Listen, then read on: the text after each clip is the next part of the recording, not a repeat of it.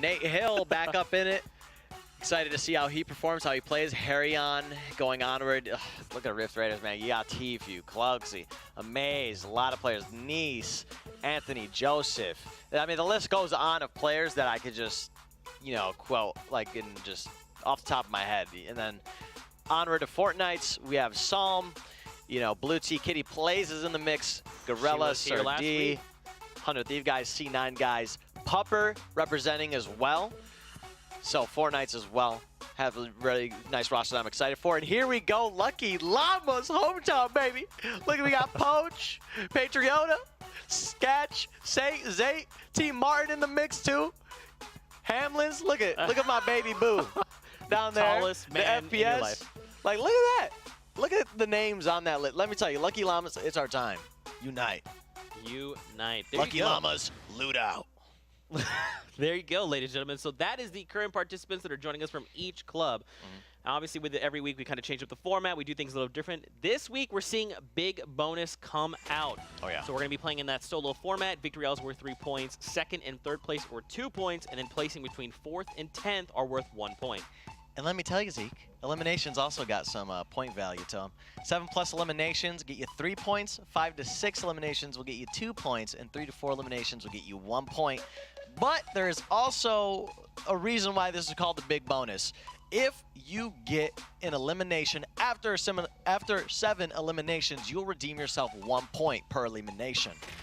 And on top of that point, you will also receive 7.5K per elimination after 7 eliminations. Now, here's the thing.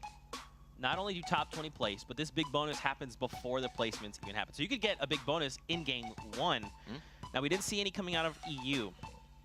Do you think we're going to see some coming out of Definitely. NA? Yeah? How 100%. How come? Because NA Fortnite is the best Fortnite.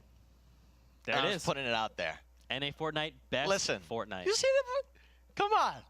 It's happening. I don't mean to throw dirt, but I'm throwing dirt. There you go. Come on. Let me, I don't know, are there any emotes to represent the American flag? I don't think so. Let me, LuckyLamas in chat. There it is. Yeah. LuckyLamas in chat. For you guys at home, don't forget to obviously use that hashtag #FallSkirmish. Use it. Rep your favorite clubs. Talk about how Myth has helped you up your game. And obviously, we love having conversation with you. Let us know what you think. Make predictions, etc. And on top of that, we've seen 2 very important things come out of this week that we really quickly want to touch on. First one is the Skull Trooper. So if you haven't seen on Twitter, we made a post. If you own Skull Trooper, get 20 games in before Sunday, because next week we're unlocking the Ghost Portal back bling. So get 20 games in before Sunday. On top of that, we finally have details as far as TwitchCon goes. There's more information over on Fortnite.com, so tune in there as far as peripherals, format, etc. There's a lot of cool stuff that's going to be going down at TwitchCon. I'm very excited, and I believe you're going to be there. I will be there. I will be there as well.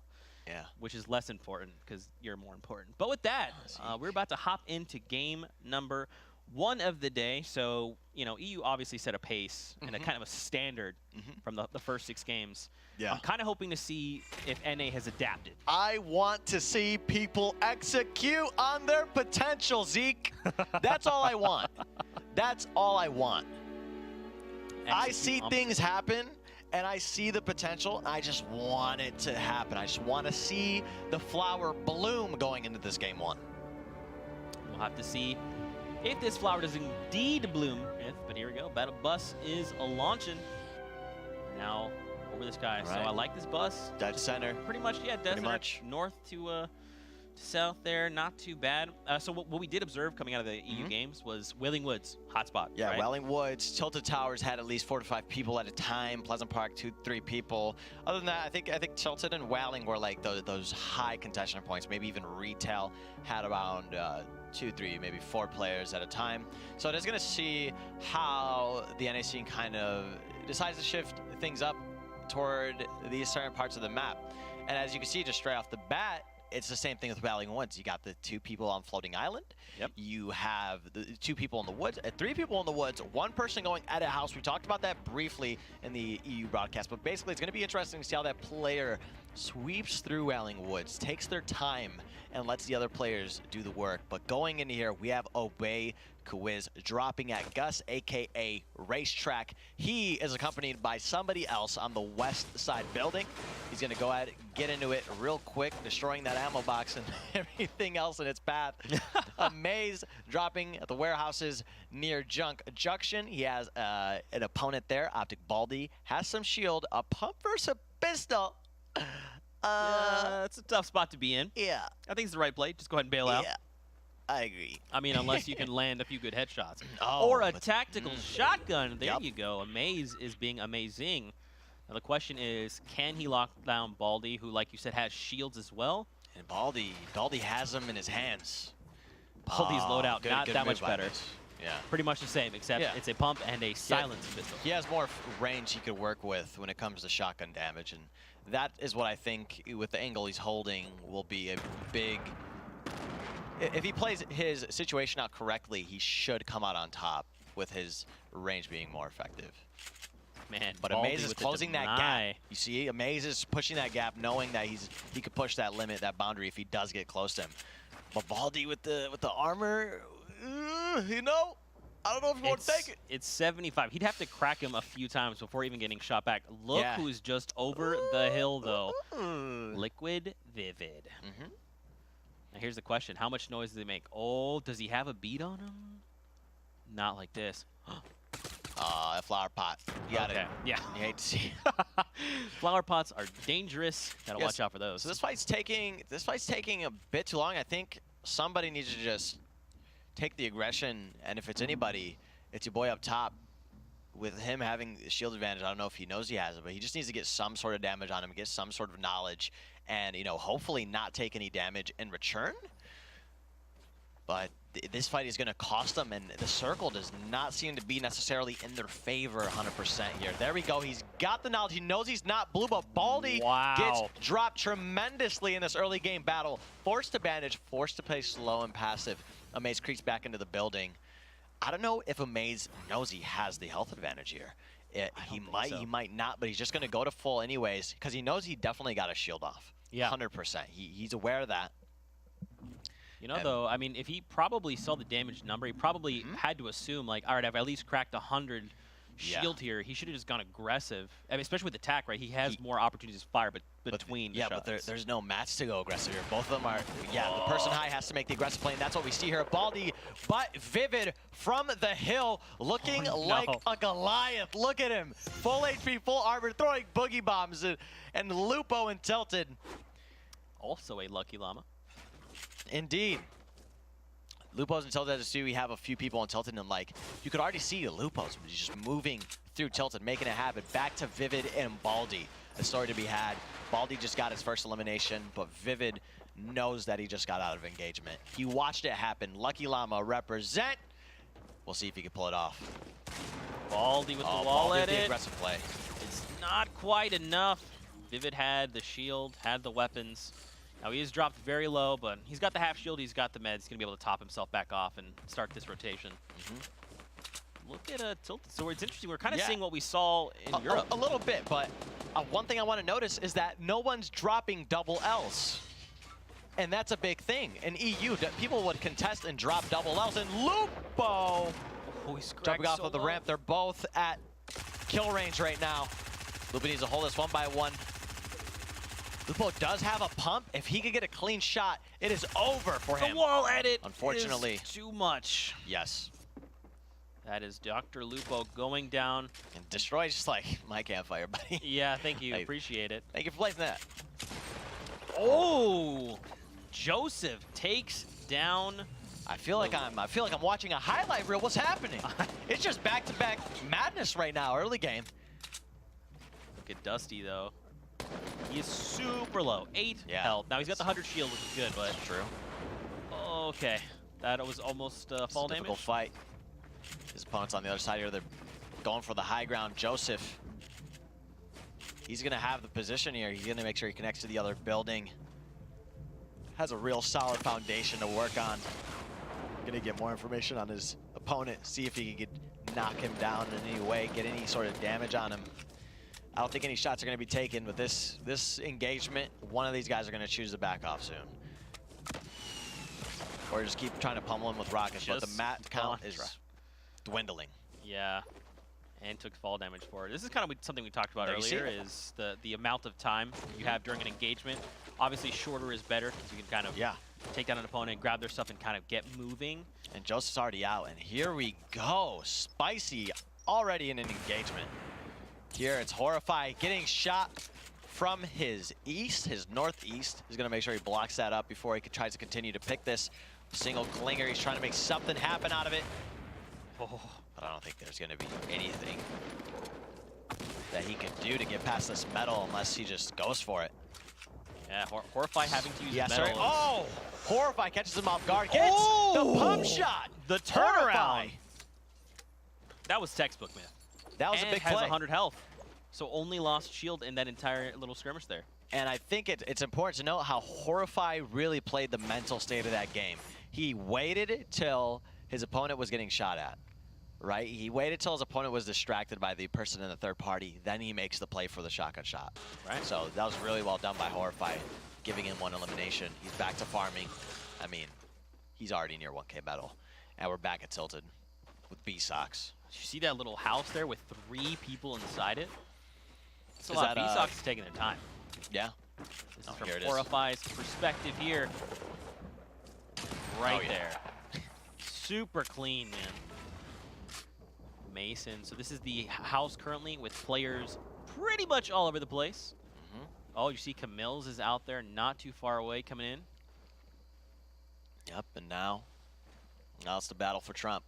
That's probably the one thing about NA Fortnite. I guess the tilted play that I've seen so far is Trump Tower, or just the Castle Tower. Castle building is like the building that people want to take, right?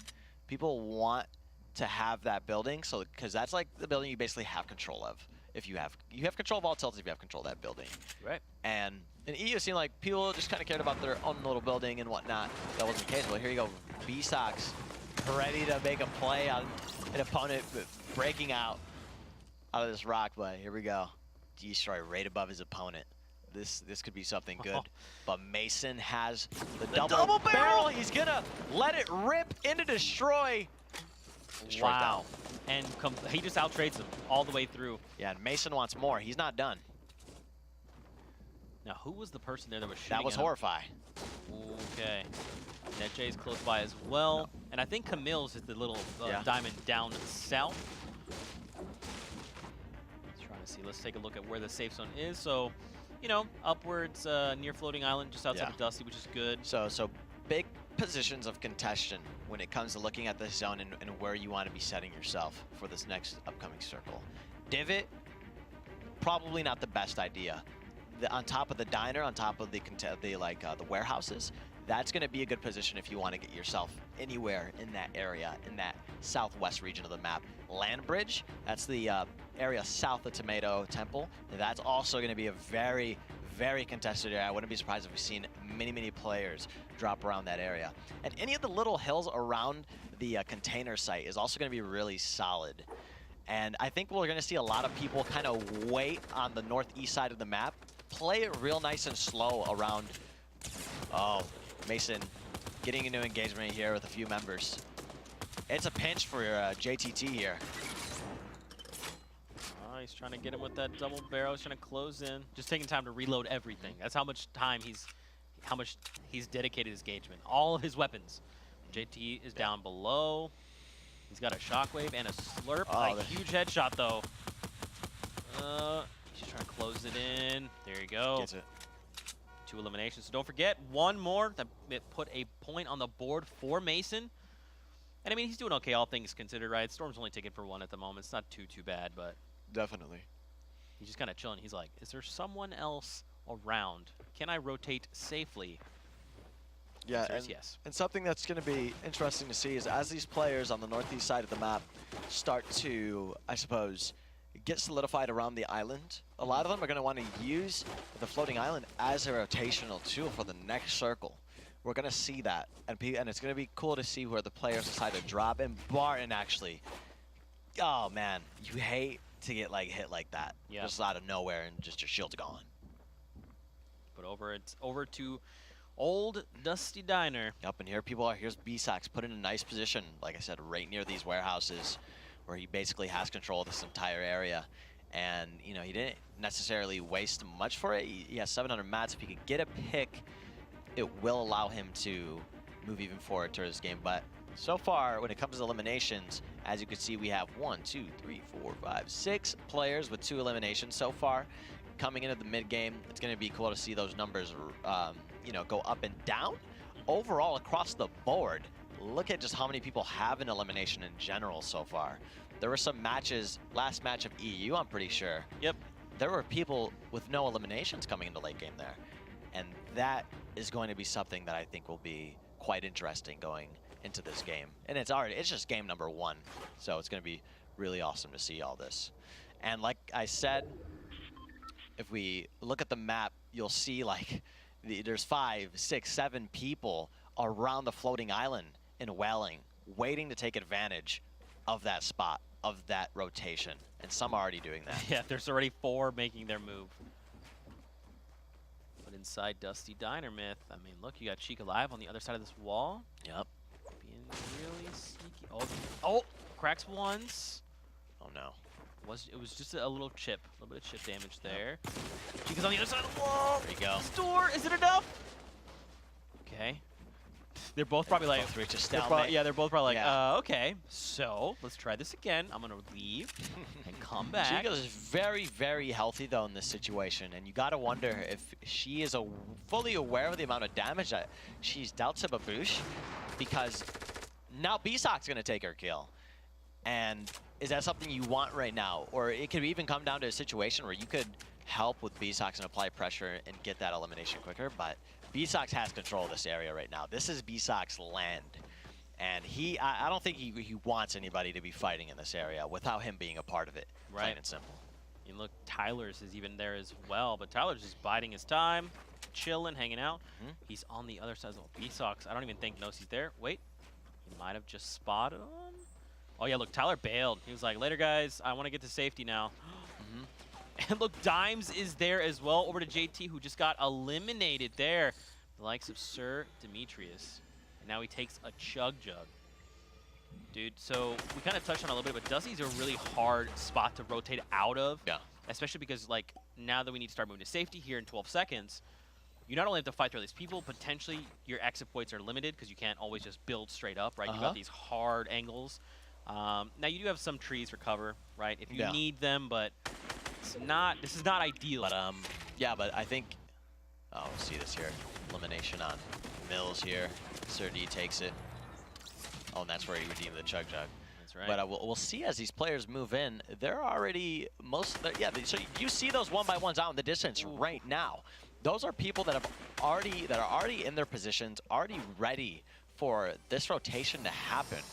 Ready for these people in Dusty Divot to just show themselves and try to make a rotation. So that's something that's going to be very scary for every single person that's going to be rotating out of Divot from that southwest side of the map and into the circle. I mean, good luck to them.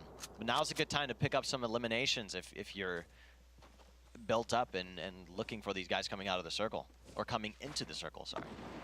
Yeah, I mean, we still have 54 players left in the lobby. Don't forget, guys, big bonus still on the table. You need to have 7 eliminations, and right at 8, you activate big bonus, which is 1 point per elimination after 7, and 7.5K. So you're going to see a lot of this aggression start to shift. Again, this is still only game 1, so there's probably like a little bit of game jitters, right? People start warming up, trying to get a feel for everyone else in the lobby, but look at how congested this map is going to start to get. I mean, again, 53 players. Yeah. And I mean, B-Sox here, 2 eliminations, 400 mats. If it was later in the game, we might be thinking that that's a more acceptable situation. But this is before we even get started, really. Moving circles haven't even been a thing. So being in that position definitely is a bit unfortunate. But let's look at this circle and see what's going to happen. Let's talk about it for a minute. The east side of the map, there's a lot of potential to get into the circle, but there's not a lot of potential for any high ground in this circle. Right. There's the forest that some players are going to play in. We see like one person out and about in that on the right side, a little blue marker. I think he's actually in a little bit of a skirmish with another player, but one of those guys are going to end up moving into the forest and have a safe position, and a lot of the other pressure is not going to be on them. So this is going to be an interesting match to see how the low ground plays it out. I don't think that the high ground is going to become this like insane factor, but these players that have these free rotations, and it's going to be insane. And speaking of, you know, rotations and eliminations, Sir Demetrius with 4 eliminations already. All right, so this is now the highest we've seen so far. Now keep in mind, we still have quite a few players left in the lobby at 50. So Sir Demetrius could be the first big bonus we see today. 50 people, and the pressure so evenly spread out across this next circle that really, like, there's his position. He's got the quad launcher. And he's in such a nice position to make this happen. He's not like, you know, quad launcher to get the pop off on that guy. The elimination claimed on EU Dimes. And he picks up more rockets. Yes. He's got a med kit now if he wants, a grappler as He has well. eyes on him though, and so he needs to be careful in making this rotation. He needs to know that there are people scouting for him after taking that elimination and being so close to the circle. Falmer pushes up and above. No, he drops down, struggling to get up. And Demetrius, 7 eliminations, makes the rotation. No damage, gets the high ground. Beautiful rotation from Demetrius. That was so just elegantly done. Just overall crispy. You see him, he takes the engagements, he fights Fulmer. Wow. Then he's got the grappler, just disengages. Not only does he disengage, he gets on top of another player's build, utilize their build, and now he's safe. Yeah. And with 6 elimination, Myth, he is 1 away. And at 8, he will be the first person all day to get the big bonus. But look at Mason over there on the left side of your screen. He's dropped super, super low. And now look, Demetrius is like, I'm just going to drop down. I think at this moment in time, I think, you know, Demetrius got to be asking himself, yo, what's the right call? What's the right call? What do I do? When should I do it? And I think he's going to, it seems like he's going to stay there and try to get these rotating eliminations. And I don't think that's a bad idea at all. He has the launch pad. He knows that the amount of players in this game right now, 44 alive still coming to this game. He's going to have that rotation in with his launch pad, with his grappler. So just try to get some of these eliminations, some of these picks as players that have to forcibly move into the zone is smart play by him, and I think he's playing it out really well. And he could get the 7th elimination by just being completely safe. Look at the mats, look at the ammo counts. He's poised here, man. And I think you pointed out right. He just has to take it slow. A lot of players might be like, oh man, I have to get that 7. I'm 1 away from big bonus. Yeah. Just take a deep breath, assess the situation, just play to your strengths, right? So Demetrius just maintaining high ground. He's like, yeah, everyone move.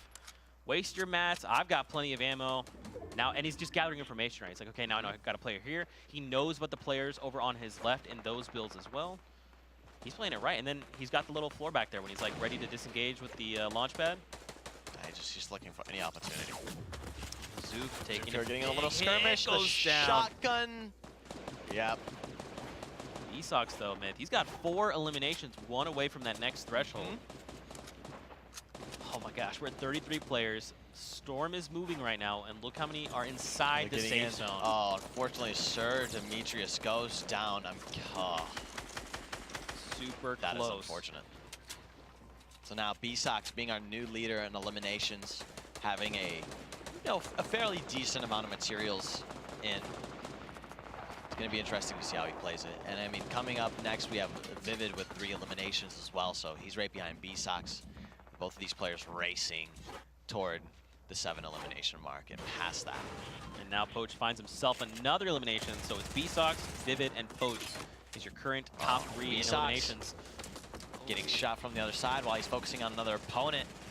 He's going to need to find a way to navigate here. The circle is moving in 13 seconds, and Nice taking out Nate Hill during all that craziness. So we do know that Nice is a person with that rocket launcher that we're hearing in the background. Poach taking out Hysteria. That's 4. B-Sox just preparing for the rotation, making sure he gets it in. That's what that is what is on everyone's mind right now, is just let me make this rotation. And you see as they all prep to go through it.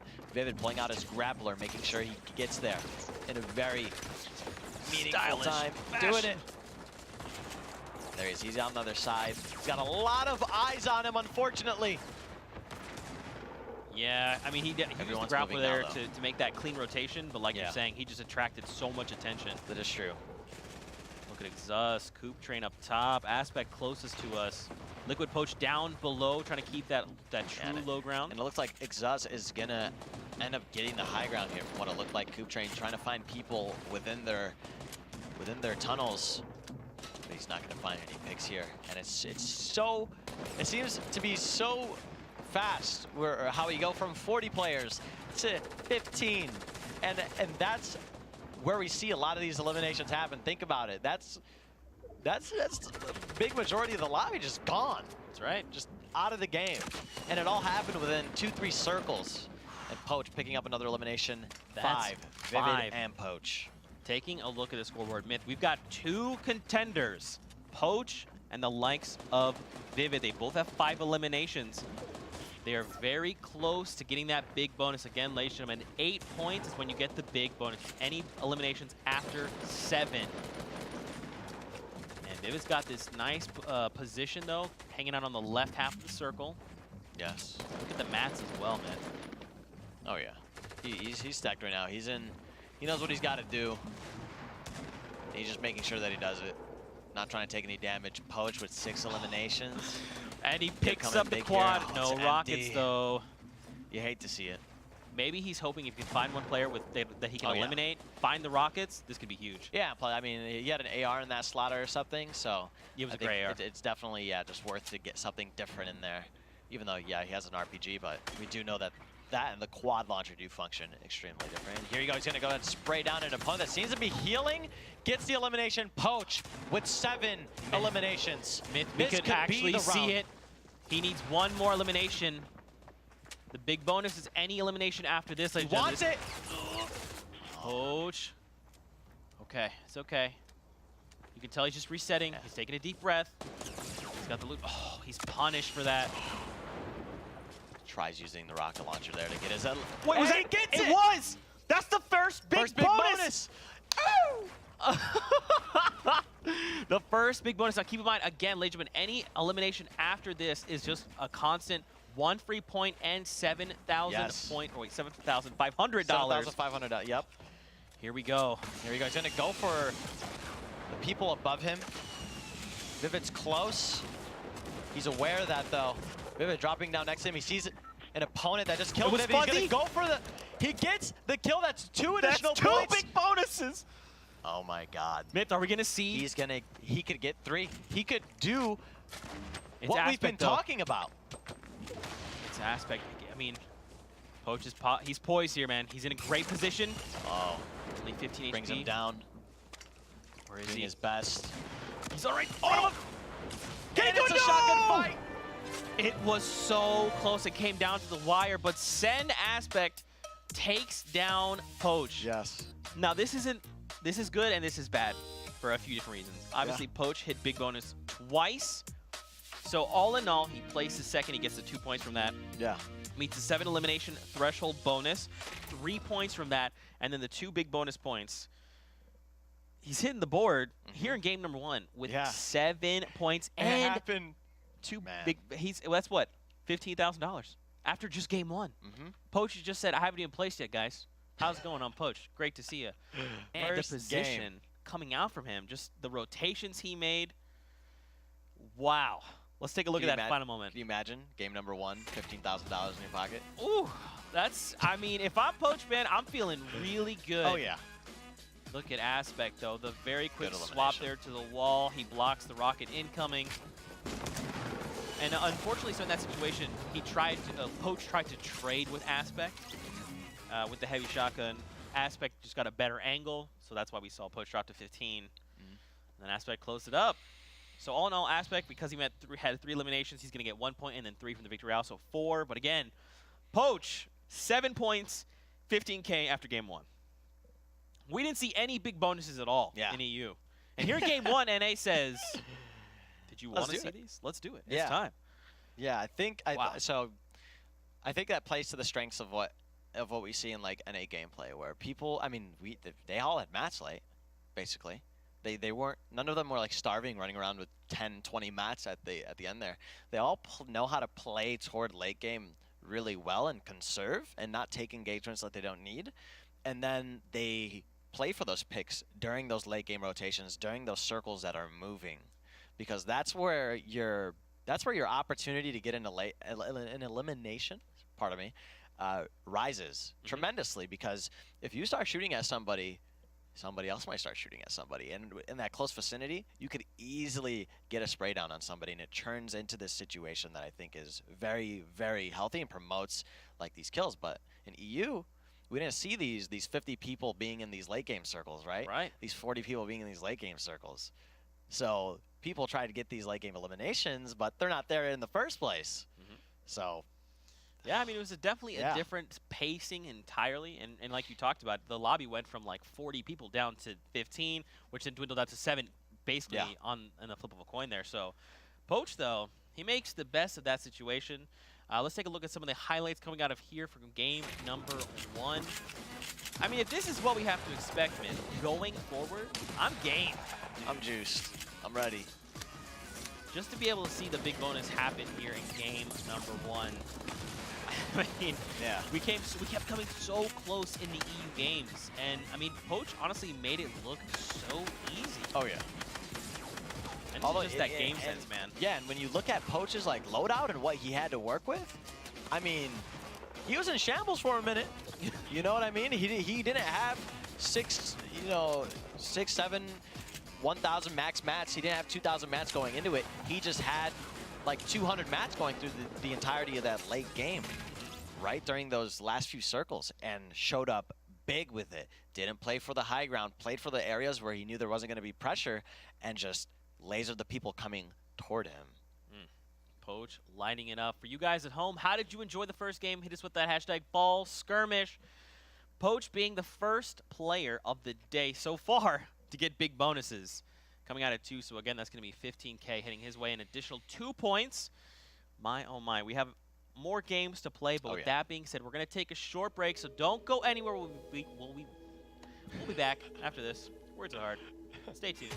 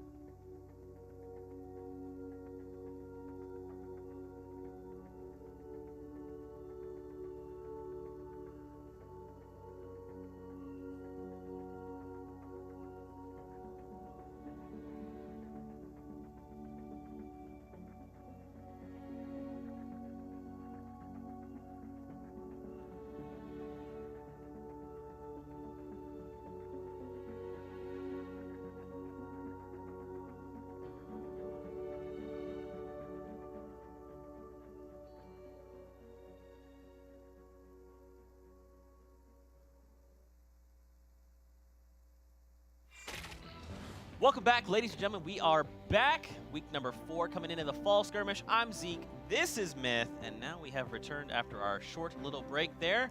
We are gearing up for the next game, game number 2. Now, if you guys missed it, Poach just got a big bonus here in game number 1 of NA. Drops 9 eliminations. Second place, coming out strong. Strong start to the day. Mm-hmm. Definitely. I mean, that's pretty much it. That's straight up. I don't even know what else to say. He just made it look so. That's it. Yeah. If you missed it, I'm sorry. You just, you know. He just played it out. He played. He took a situation where he wasn't necessarily the favorable winner and just turned it around on its head, which I like to see. I like to see things like that happen, and we've seen it happen in EU with our boy that was on Dusty Dogs. You know, early in the game, he like turned it around. He barely had any mats. Yeah. Yeah. And then, yeah, and I just love seeing like sort of these underdog stories that could create and develop by people playing out the situation differently, you know. And that was awesome to see from Poach, especially because he got the big bonus twice. My goodness, that's 15K in his pocket just in game 1. To start the day, he said, "Hi everybody, I'm Poach. I'm a threat. Don't forget it." And then we saw 5 more games to play. So if Poach just keeps being consistent, does this again, we can see more big bonuses. Listen, man, Poach does it again. High five at TwitchCon. High five at TwitchCon, yeah. High fives at TwitchCon. Like as many high fives as you want. Firm handshakes and high fives. There you go. Yeah. Yeah. Now, that's ridiculous. If you guys are tuning in for the first time, you're like, Zeke, what's going on? What's the format? I just got here. I'm sorry I'm late. Don't worry about it. We got your back. I got you covered. Let's talk about the format. It's a slight modification off of last week. So we're going to play 6 solo matches. Victory L's worth 3 points. Second and third place are worth 2, and 4th through 10th are worth 1 point. And then we also have the point-based eliminations, where if you get 7+ eliminations, you'll get 3 points. 5 to 6 eliminations will get you 2 points, and 3 to 4 eliminations will get you 1 point. But there's also the big bonus award, Zeke, and that is where, like we seen in the last game with Poach, you get any eliminations after 7 eliminations. Each of those eliminations will be worth 1 point and $7,500. That's right. So before placing, even in just the top 20, before placing the money, Poach has already put money in his own pocket. Just think about that. So he's basically already in 7th place in just game 1. Yeah. I mean, realistically, he's probably in 1st place due to standings. We'll have to definitely keep you up to date on those coming in later. But let's actually take a look at those big bonus moments. We have some of those clips lined up, so in case you did miss it, we can take a look and see how things unfolded for him. Again, Myth touched on it. He just turned this situation that... Yeah, like right here, he's at 6 eliminations. Like, what, 200 mats total? Yep. 200+ mats total. Gets an elimination. Goes on forward. 43 HP in the situation, but turns it around. Bops him. Gets the 8th elimination. That's his first big bonus. And then 29 mats! Gets the 9th. It was close. It was close. Yeah. He tried to trade again, tried to trade with Sen. Didn't quite work. So he placed 2nd after that, but all in all, I mean, that was still 7 points to hit the board. Only in game number 1, he still has 5 games to play. During the EU cast, what were how many points was first? Was it like 8 points 8 coming points? in from Boyer. Yeah. That's how close it is. So Poach is just going to come out and just be like, you guys got 8 points. I'm going to get 7 in game number 1. Yeah, like, that's scary. That is scary. That is set the Could you tone. imagine being an NA player watching the EU games and being like, oh, 8 kills, okay, you know, it's gonna, oh my God, Poach has got 7. What? They're all like, man, this looks really difficult. If they couldn't do it, we couldn't do it. Then Poach is like, guys, step aside. Okay, how many? You wanted 2 more. I got you. Everyone, you guys watching, big bonus, ×2. There it is. So again, this is a game changer. Yeah. He walks away with 15K in his pocket. The extra 2 points from each of those eliminations. This could happen for anyone playing the game. Anyone can drop these massive elimination bombs. And again, it's basically any point after 7. This is going to change everything, I think. We're going to definitely see a shift in pace coming out of these next games, because everyone's going to be like, man, Poach is a threat. Not only if you see him in the kill feed, let's say they're like, hey, I hear shots. I see Poach in the elimination feed. He's close. What do you think? Do you think it's best to try and shut him down? If I'm playing, I'm like, look, Poach is over there. Poach, I'll see you late game. Yeah, so it would all depend on placing. I mean, targeting out a single person of course, it could be beneficial. I mean, if the placing, promotes that type of play. But I mean, if you're just a random person without any points and poaches a couple, like blocks down, and you think, oh, let me focus him just so he can't get points, you might put yourself in even like a worse situation than you may already be in, because you want to go and take this aggressive play toward poach that isn't justified for any other reason other than I want to kill poach, I want to stop him from getting points. So, and that's a very, selfish, like, not the best play. Well, that's the thing too. Is poach he's a consistent player. He's a calm, under pressure type player. So especially in these situations, I'm sure he knows I've got a target on my head. But that doesn't mean he's going to stop or slow down.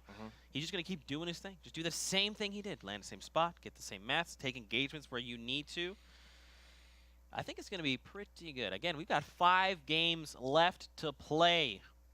You would think like after that game, it's like, oh, that's game number 5. 1 game left to play. Nope, that is game number 1. We've set the precedent. Now let's take a look at some of the highlights coming out from game 1. Again, if you're just tuning in, you missed it. These are some of the awesome moments. That was a play from Horrify. Making that spicy elimination. Made it look easy there, man. Man, all you competitive players make it look easy. Let's be honest. I watch you play sometimes, I think I can do that, and then it really doesn't go according to plan at all. But again, look at Poach. He's 6 eliminations at this point, finds 1, gets pinched here, finds the additional. There it is, big bonus is active. God. My goodness, Fuzzy down below here. Boop. Down. Man, and then Aspect said, Poach, listen, you're too strong, okay? Stop it. I'm gonna put on my knight armor and I will duel you. And he won this time. It's not over for you, Poach. I have full faith in you. But for you guys at home, what do you think? Coming out of that first game, Poach, yay or nay? Hashtag fall skirmish, let us know. The answer is, I'm going to answer for you. It's yay. It's a big yay in all caps, because wow. All caps, yay. All caps, yay. Obviously, as well, don't forget to rep your favorite club and talk about Myth. Let's talk about how he's helped you level up your gameplay. You're crazy. We're hopping into, yeah, of course, man. We're hopping into game here shortly. So what do you think? If you had to see something done differently, do you think there should be? I mean, for me, man, I love that. Just do it all again. Let's just run that exact same thing back. I think that's what we're gonna see for most of the day. To be honest, I think that's very like, I think that's NA gameplay right there. Like that's what we just seen. We just seen textbook NA gameplay. There wasn't like high ground to be contested. I think that might be the one thing that changes it up. But we always see these players by like the masses get into late game. 50 players, 60 players in these late game circles, and then they slowly but surely get eliminated as the game goes onward. And I think that's what we'll see more and more of. And I just want some more big bonuses. I don't care how many people are in those last circles. I just want, like, give me 10 kills. Let's go.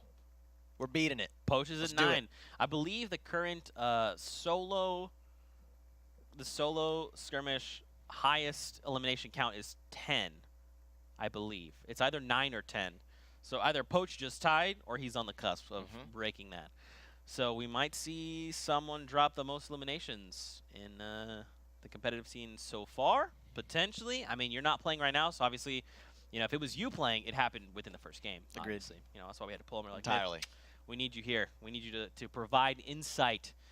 But yeah, man, it's been super fun talking about rotations and all that. And there's something that we kind of touched on in EU that we could probably expand upon more, is like loadouts and what that means going into games. Certain loadouts kind of we didn't focus on it much that game. I feel like that game progressed so quickly. It was so fast, man. I was just like, I don't know what it was, but I was just so hyper focused on what was happening with these rotations, because there were so many great opportunities toward, from that mid game into the late game. We've seen Sir Demetrius with his phenomenal kill and rotation, and we'll see if they can pull off the same type of phenomenal rotational play in match 2.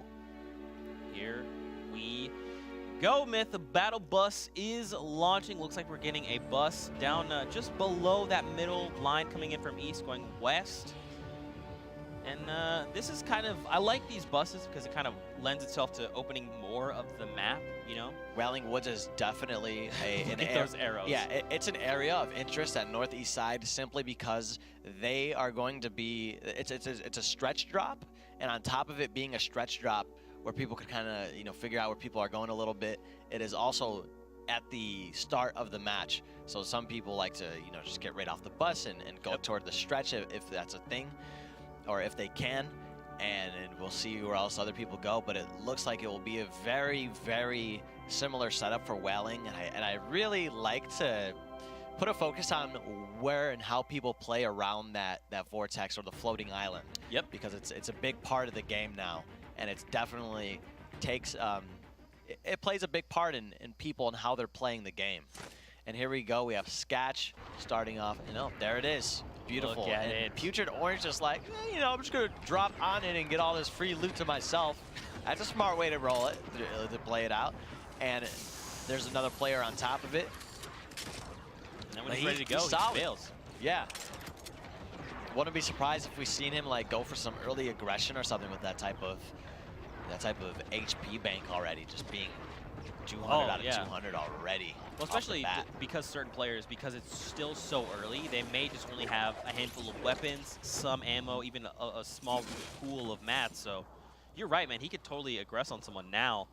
His mat pool isn't that much better, but when you have full shields and you have a half shield, I mean, you're ready to go. Smart play, though, for him to just go into the house, loot it out. He knew nobody dropped in it. It's basically free loot, free mats to give him the edge on his opponents if he does get into a fight with anybody here early game. Replays already. Mason D-tilted towers. He sweeps up a clean elimination against Jared FPS, and here he is now after that elimination, staying on top of that tower there, just trying to hold it down. Knows that there's somebody behind him. Underneath him is B-Sox. B-Sox making his way up. Mason, I don't know if he suspects or not. He sees him. He's going to maintain that high ground. B-Sox trying to get his way out of that little cubby that he's made for himself and just remains indoors. It's safe indoors. It's safe indoors. Just kidding. Mason D coming through a window. Hello. Gets double tack shotted, though, and that's going to hurt for Mason, and B-Sox knows that it hurts. And he's trying to make his way down slowly but surely. Doesn't want to take any damage, of course. But he's going to try to figure out a way to navigate this space and see if he could get this elimination. Mason bailed all the way down to the first floor. He was like, I don't. He's completely out. My bad. I'm punished for it. I got it. My bad, B-Sox. My bad. Let's take a look at this new safe zone. You know, it's these are always I would consider like safe zones. You know, like it's like still. Everyone can kind of cleanly make rotations. You know, it's not too far. I mean, opposite of Junk Junction, of course. Well, yeah, that's the farthest. But yeah, and even with Junk Junction, that's not too bad to make. That's not too bad of a rotation to make. Like you said, it is sort of that safe space with team zones. And here we go, Joseph, picking up a third elimination here. Hopefully, that is not the place you want to heal, buddy. Sidearms taken down, and look at that, a Porta Fortress. This would be the third one we've seen. B-Sox loadout is scary for so many reasons right now. He has so much pressure that he could apply at any moment.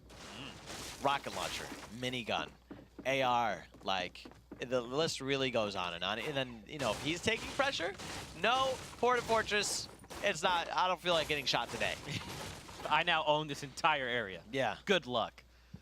Look at Toasty, though. Super low in the house. Does he have anything else? He's on Coops right here. Dude, I don't think Toasty has anything. He's just got the pickaxe out. Toasty? Top Gun Smurf, though, is in the other house. Man, oh, man. Okay, so Toasty does have things. He's just sitting with the pickaxe out. It was an intimidation factor. Well, this is not a great spot to be in. It's 14 HP. But Coop Train is here as well. And then we saw Top Gun Smurf a house or two over. Oh, well. Coop Train just made some noise, so now they know. He's shooting at my grandma's book drawer, Doc. So it's messed up. She's making cookies. But now, again, man, Storm's going to start to move, right? We got 3 minutes before it overtakes up to the current safe zone. So they've got some time. You're even going to start to see people rotate out of Wailing Woods. Again, like you talked about earlier, using that floating island to get rotations. But over at Tilted is Amaze, who finds an elimination on Destroy. Utilizing the strength of that double barrel, man. Ooh. It's dangerous. Sir Demetrius rotating out He's the Salty. like, bye. Yep. Painful didn't even try. They're just like, yep, nope. Seems You're like good. he's trying to chase him or something. He kind of wants this fight, it seems. But Sir Demetrius is like, I'm going to give it to you. They're in it now. Painful from above. It gets the wall, the edit, and Painful completely avoids the trap. Beautifully done. Oh, wow. Net J, though, wants some. And I truthfully think Painful is in a really good situation to turn this on its head. He has the grappler. He's maintained the high ground here. Net J doesn't go for the grappler. Gets hit, though. He's at an HP disadvantage. He goes for the dishing age. Big shots coming from Painful. Builds up, tries to get the high ground over him. They're going to swap the, oh my God, the roof fake. He said, no, you're not going to build over me. I'm going to place a roof. You're going to go through it because I edit it and destroy it, and then I'm going to get the elimination. My goodness. Painful. Oh. Okay. Oh, that's scary. Never mind. Well, I was like, what? That was crazy. Damage, not. Psych. That was really impressive, though, coming out from Painful, dude. That was outplay, and he did it without getting a scratch on him. He walks away full shield, full health. I was proud of my boy. I believed in his ability right there, and he showed up. But looks like Anthony is going to just dip out of here. Doesn't want any of this with B-Sox. Already invested a bit into it. Now he's in this open field where there's some mats. He could get back up on that wood. His loadout is looking tragic. And we have Tfue in the little, skirmish with Sesfi. And it does seem like there's another player, Nibs, that has the total high ground. The nade going to make it through. That's going to be big for Tfue, giving him his first elimination of the game. But you got to be careful for your man up top. And here we have a replay at Junction. Munch Guy gonna take out Vivid. Wow. Shuts down Vivid before the game even gets going. Brush avoiding anything he can here. Is not trying to get shot, not trying to take damage. B-Sox was playing some aggression. There's like 4 people in that little area. It's quite interesting. People gliding from above, as you see. And here we go. There's the engagement between Tfue and Nibs. And Tfue, even though he doesn't have the most, he didn't have the highest amount of HP in that situation, he plays with such confidence and is able to just bring down Nibs to just the right amount of HP for the Storm to kill him, actually. And for him not to get the elimination. Unfortunate. Oh, you hate to see it, but let that be a lesson, Tfue. Next time, don't play with the food. Just take him down.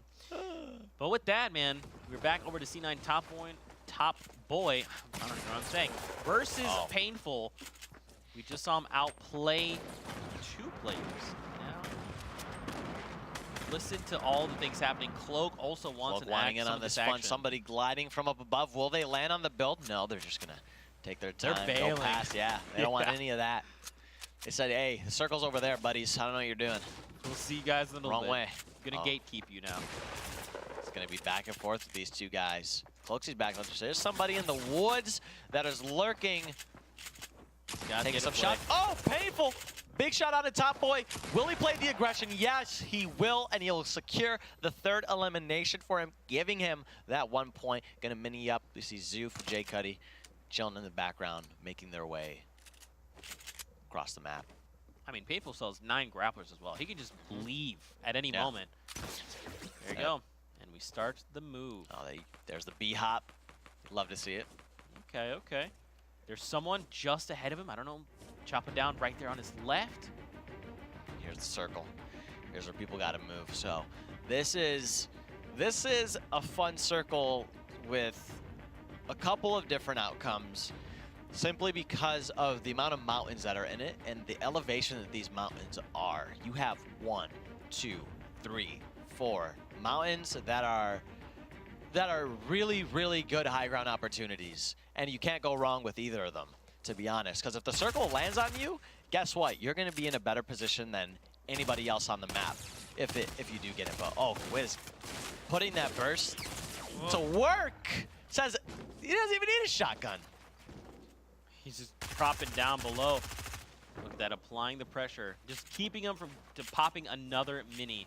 Smart. He knows how to place pressure. He knows when to play it. That's how you get eliminations. By not letting your opponent have a chance. Ooh, I like that. Dropping down below, breaking the ramp. There they go. He gets another tag. Yep. It's just one shot. That's all he needs. And here's the thing, though. The storm is quickly lurking from around the corner, so it needs to happen now or never. And Kwiz picks it up. Does he take the rocket launcher? There you go. Nope. He opts to leave it behind. That's fair. Right. As players make this rotation, we're going to take a look at the amount of eliminations that people have. Right now, we have 2 players with 3 eliminations that are alive. We have Joseph is Cute and J Storm. So both very healthy when it comes to the health side of things. Don't know exactly what their mat situation is like. Don't know exactly what their loadout situation is like. But it's important to know that these players are who we need to keep our eye on. And here we have Joseph. Chug Jug. 10 He's minis. ready to go. Yeah. I mean, Mats. He's in circle. Not in an awful position, but if the zone goes the wrong way, it might cause some difficulty. But here we go. Gank, Brandon. Oh, so here's grappler engage, grappler disengage. Okay. And then he just said, you know what? I'm not going to play this game with you. But obey Brandon! Kiwis. Yep, Kiwis. there he is. And overtime, Landjock's structure comes down, but he's going to be all right. Able to top off. He's got that chug jug. For sure. And that is unfortunate that he got pinched from that side and didn't have enough time to place down a wall, of course. But now all these players are in the circle. It's going to be interesting to see what they do with their time while they're situated. And I mean, look at the player count. 52 players are going to be coming into this next circle and we have 1 minute and 40 seconds till it happens. Talking about, man, 52 players left alive. We see where the new safe zone is. It's actually very close to here to Kiwis, just down south, not too far. It's moved away from Tilted. There's still a lot of players that are pretty evenly spaced within Tilted, even near Shifty Shafts that kind of have to rotate over from the west. I mean, and you kind of touched on it, man. It's 52 players left in the lobby. As the circle starts to push everyone together, you're going to have more congested zones, harder to get in and make clean rotations because there's just going to be people posted everywhere. No doubt, and especially with this zone position, you have three of those hills that we were talking about that were such big points of interest. You have Castle Rock, you have the big hill just west of Divot, you have the hill that's west of that hill on Divot, and you have that long arcing one near the river. People that are playing the west side of the map, the only thing that's on their mind right now is, how do I get across this river without getting shot? There are going to be people posted everywhere. If you have mobility, you move and you get onto the right side of the map. But, Logan! Risker just hopping in as one by one and saying, we're not build fighting. No, we're ending Let's just here. skip that step. Yeah. Love to see that.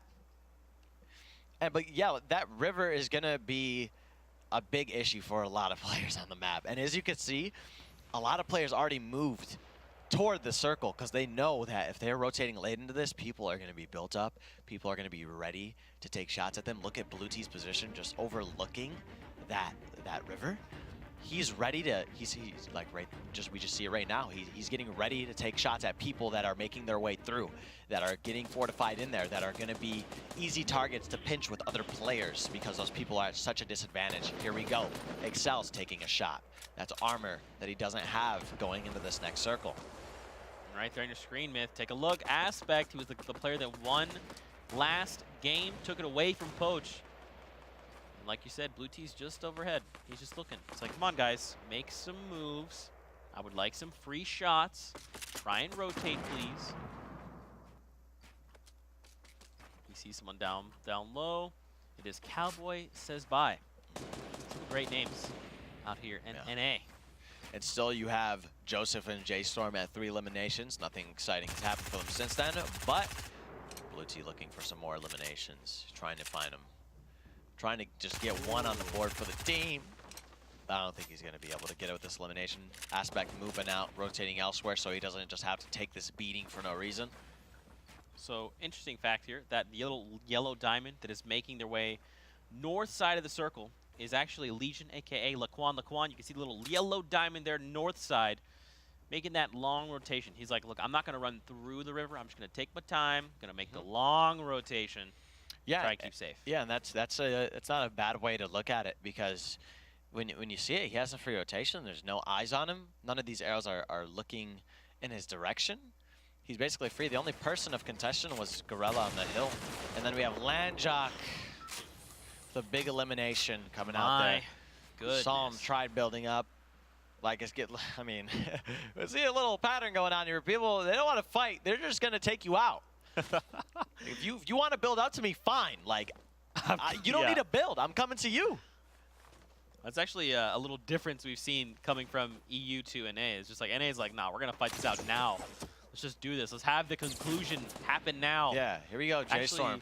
That's a good point, because we saw in EU people fought for so long. Yeah. Not here in NA. A long time. 30, 40-second fights happening. And here we go, J-Storm making his push into the circle. I like that he's taking the opportunity to use these grapplers, use what he has available to him to make these rotations happen early on. Ooh. Almost a mistake there. He could have been potentially chipped the back a little bit, but he's all good to go. And we have 46 players remaining still. There are many players without eliminations going into this. And here we have Sen Aspect with 2 eliminations. He's in a bit of a situation between a few people and is struggling to get his way in here. He has the 2nd place. He did win the last game, if I'm correct. Myth, I'm just getting word. Yeah? Out of the top 5 standings on the right side of your screen, 4 of those members are LuckyLamas. What? Let's go! Wait a minute. Hey, never mind what's happening on the screen. Wait, hey, Lucky Llama up, baby. Represent. Keep it going. I figured you'd like that. Woo! There you go. All right, hey, listen, that's why I love production. There Plain you go. and simple. There it is. Pass along information. Oh. I don't care what's going on anymore. Lucky Llama. Yeah, no. Lucky Llamas, spam them in the chat. Back to the gameplay, though. God, that made me so happy. I knew that was going to happen anyways. I don't know why I'm so excited. You're right. But, yeah, here we go. J-Storm, 0 eliminations. Here in a really good situation, though, where he has the match. Horrify is in, okay, weird situation where 16 HP. He's in enemy team's build, trying to claim him as his own here. This is really risky. Yeah, and he's right up against Risker. Risker with the double barrel, just He waiting. has to edit one wall Yeah. and pull the trigger. Oh. Or just coming from up top. Oh, yeah. He ticked for 5, dude. Oh, he wants it though, man. Wait, does Risker have the edit? Risker has the edit! Oh. Well, that's why you replace every wall, especially if you invade enemy builds. You have to replace everything. This is true. And Risker are going to come up big here with a point. Poach sitting here, no shield. Mats are looking okay. He has the mobility that he needs to rotate to this next zone. But I do think that he wants to find an elimination before he does this. Well, here's the thing. What would the Lucky Llamas have him do? You're right. Drop more big bonuses. All right, chap. You got your mission. Aspect, there you go. Aspect. Also a Lucky Llama. Okay, 4 eliminations. Aspect is on top. He's going to get big bonus, obviously, because Lucky Llama comeback time is here and around. Ashen just taking out Baluti from above, and he's above Aspect now, actually. So we'll see if he's aware of his position. If they'll make something happen, and Aspect finds a little bit of blue damage onto his opponent there. He's going to go ahead and start rotating into this, applying some pressure as he rotates, making sure he's secure from up above. Definitely doesn't want to lose any armor this rotation. Notices his teammate is, that his opponent, sorry, not his teammate, is playing it slow and takes the 1-on-1 battle. He knows he's white. He's going to apply the pressure. Oh, but his opponent definitely has gotten away at this point. There's somebody with a grappler. I'm telling you, these rotations are tough when there's this many players. There's grapplers, rips, rotations of all kind, really, man. Everyone's just rolling out with the grapplers right now. And Wild actually, I'm pretty sure he was all the way in the back. He used the grappler to get himself into the action back there. And oh, here's J-Storm. Gets lasered a bit, 38 HP. If anybody else figures out that he's white, he's gonna be in a tough situation. But he is one hit. Oh, and he catches himself just barely. Just barely. Low key stressful. But now, here's a difficult situation. When you run out of mats, we can't build anymore, and that's what happened. I believe. Okay, so we just saw Painful go down. Aspect is still alive. Yeah, Aspect. 5 eliminations. Find somebody else, but that person got eliminated before he could even react to doing anything. Evil. Myth. I believe I saw Tfue take down Poach. I'm gonna just double check to see which of the two is still alive very quickly. Yeah, okay, so Tfue has 2 eliminations. He took down Poach. Well, that's fine. It's okay. I'll deal with it. Nate Hill was lost in the storm. Aspect, my boy. Another Aspect elimination. 60 limbs. He's going for the 7th. This is it. Oh! So close. Just misses him. He grapples. Somebody else gets the elimination. Or he died in the storm. One of the other Aspects struggling to find his way out. Grapples up. Has no more grapplers. Was trying to go for another one to get the ultimate high ground. And he's just going to go ahead and tunnel up. Play it slow. Just catch his breath for a little bit before he has to start moving forward. And finds another player, but misses the shotgun shot. He needs to start moving. He needs to get out of this zone. He got to stop blocking himself. An Aspect goes down there. That's a tough situation. Man, that's okay though. Tfue's still alive. Got 6 players left in the game. Taking a look at the top 6 right now. Hogman, Tfue, Ashton, Landjock. Gorilla is actually down, so it's now Nikiski. 5 players. We have Tfue holding down the high ground here. 400 mats, 11 rockets at his disposal. And 356 AR bullets. Tfue is sitting pretty right now. Yeah, and it looks like this is actually going to go back. It seems like the zone is going back toward all the builds that already took place. So yeah, he's going to be able to catch some. He might be able to catch some materials through that. He might be able to get some more ammunition, more rockets, whatever it really may be. He could probably catch some more of it and catch people on these rotations. There you go, picks up another elimination. That's number 4. A medkit found up top as well. He's going to pop one so he could just go ahead and get full HP before getting the late game. Does hear some grappling going on, so he's going to take the time to slow down and just stop whoever's applying that pressure with the grappler. He's just playing super patiently. He didn't do anything crazy. He didn't overbuild. He built a wall, a ramp, 1 rocket, and then he resets. And then, look, he's just going right back to healing. This is classic Tfue. Very slow, patient gameplay. Landjock's down below with the double barrel.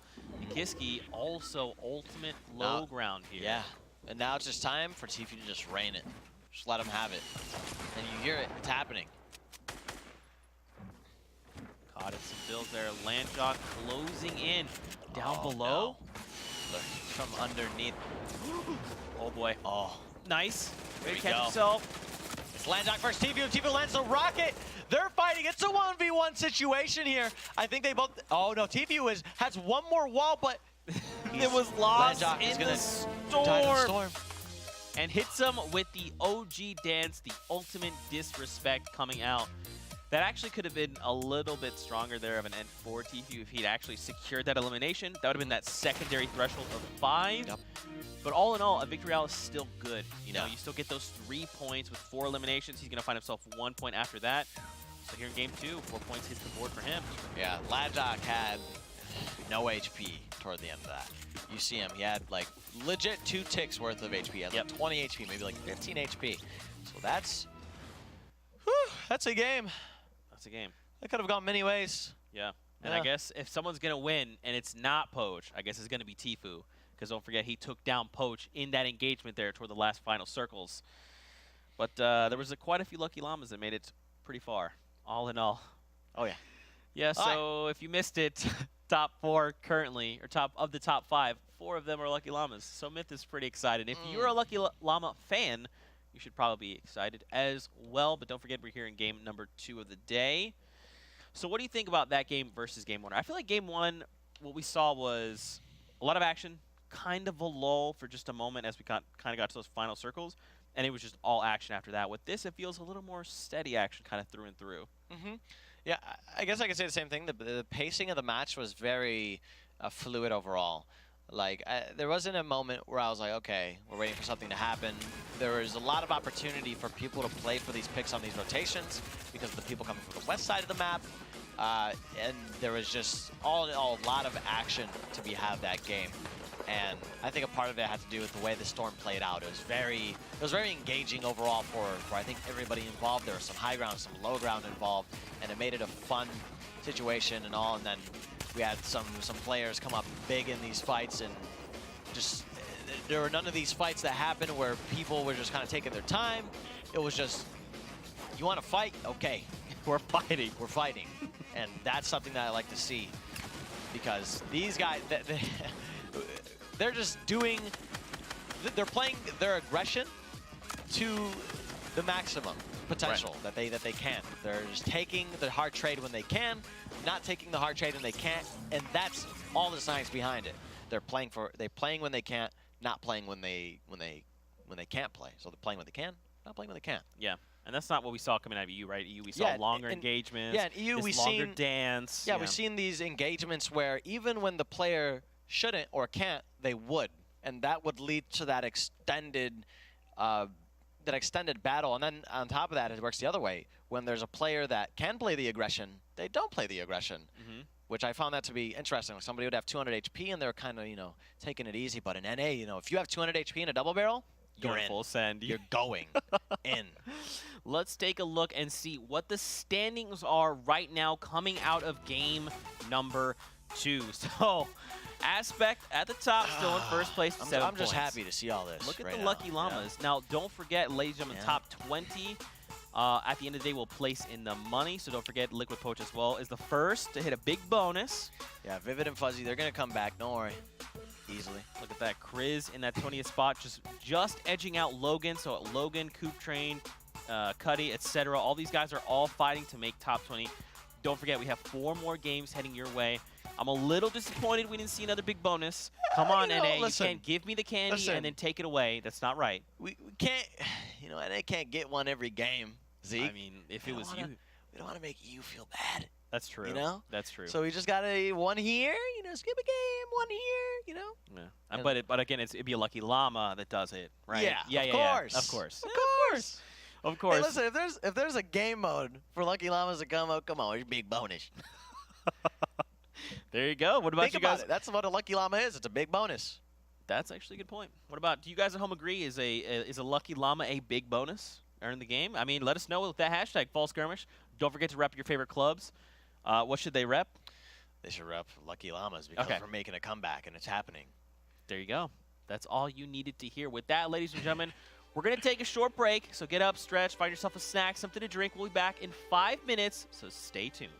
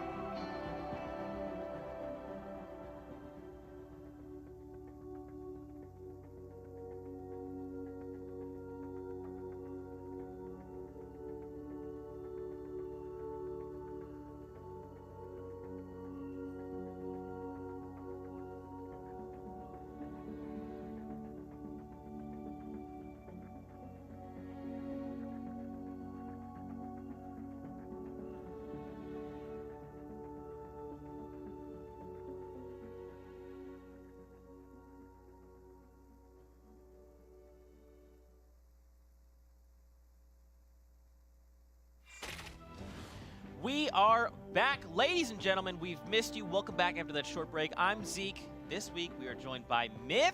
So if you're new and you just tuned in, feel free to welcome him. He's amazing. Hello. He's provided incredible feedback and insight over the course of the day. We saw the 6 EU games before. Of course you have. This guy, he's crazy. Welcome back. It's great to be here. We just watched 2 games coming out of NA. We have 4 more games lined up heading your way. So where should we start? We should start with, you want to start maybe with the format? You want to start there? What do you want to do? Yeah, sure. Yeah, format? We'll start there. Let's talk about the format. We're going to do big bonus this week, so it's a slight variation of last week. 6 total games in the solo matches. Victory rounds were 3 points. Second and third place were 2 points. And then if you can place between 4th and 10th, you'll get 1 point. Yes, and with 7+ eliminations, you can get yourself 3 points.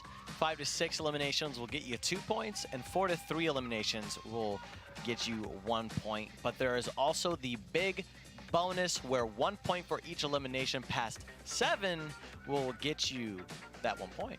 And on top of that, $7,500. My oh my, so far across both regions, we've only seen one person do that, and that is Liquid Poach. He's dropped 9 eliminations in game 1. Yep. So before anything has happened, before placements or anything like that, he said, look guys, I would like 1 big bonus twice, which puts 50K in my pocket. Thank you guys. I am Poach. I am terrifying. Remember me and be fearful. And again, it's only happened once. That's how difficult and challenging this is. I kind of want to see it again. Just saying. You want a more kill incentive, dude? You got it. You got it. You got it. There you go. Got it. Now let's take a look at the standings coming out of the first 2 games and see what players are currently. Right off the bat, Aspect at the top. Now don't forget, we got 2 LuckyLamas placing in 1st and 2nd. Now they're tied, but if you're a Lucky Llama fan, you're really happy, especially look Liquid Vivid. I just put it together. Also coming in 5th, even the likes of Fuzzy. Don't forget, top 20 will place in the money. So hopping over, Kriz currently in 20th. Now he is edging out Logan, Coop Train, Cuddy, etc. And again, we have 4 games left to play, Myth. It's going to be a good last final few days. Now, something we wanted to touch on before getting to the next few games is the support a creator event.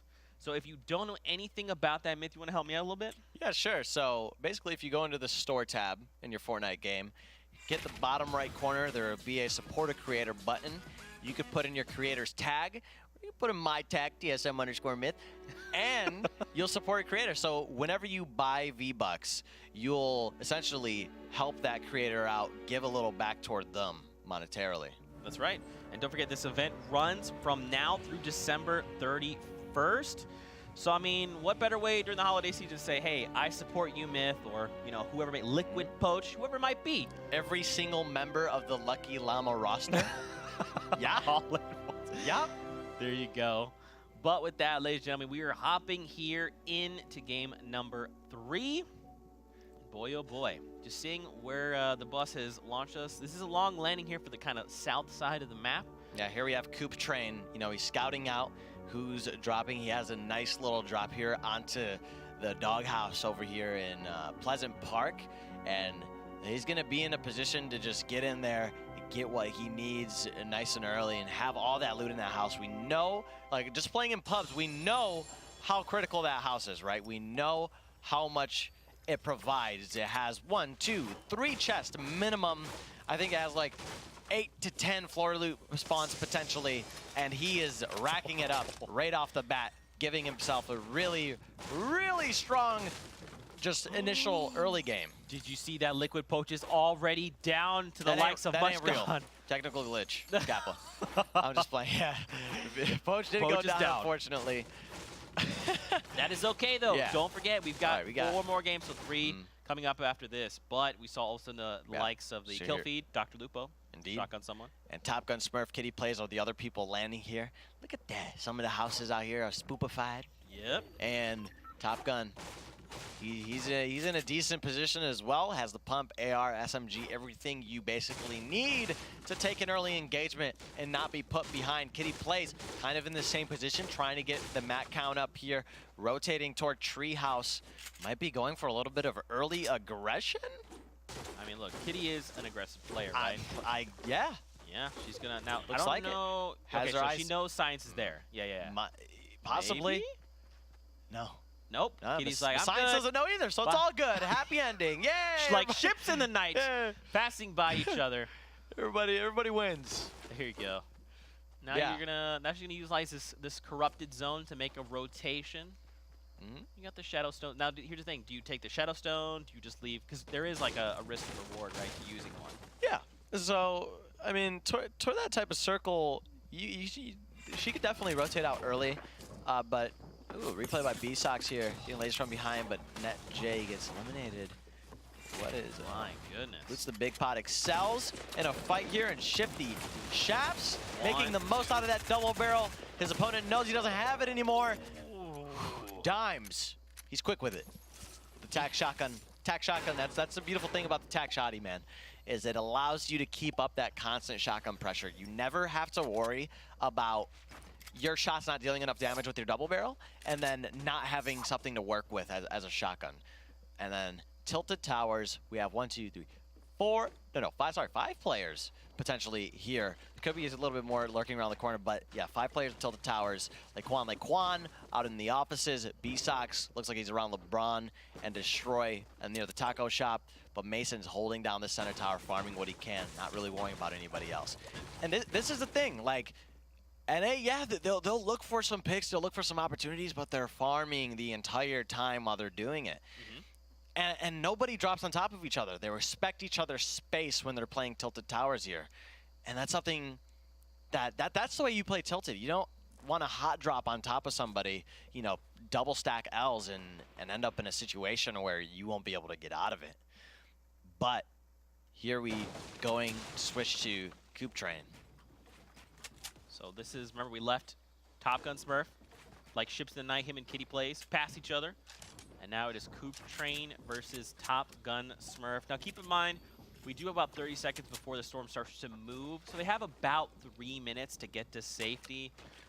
But this goes back to the time management we talked about earlier, man. You know, how long do you spend in these engagements? Because you also have to account for rotation, especially if someone's already in the safe zone. Are they going to gatekeep you?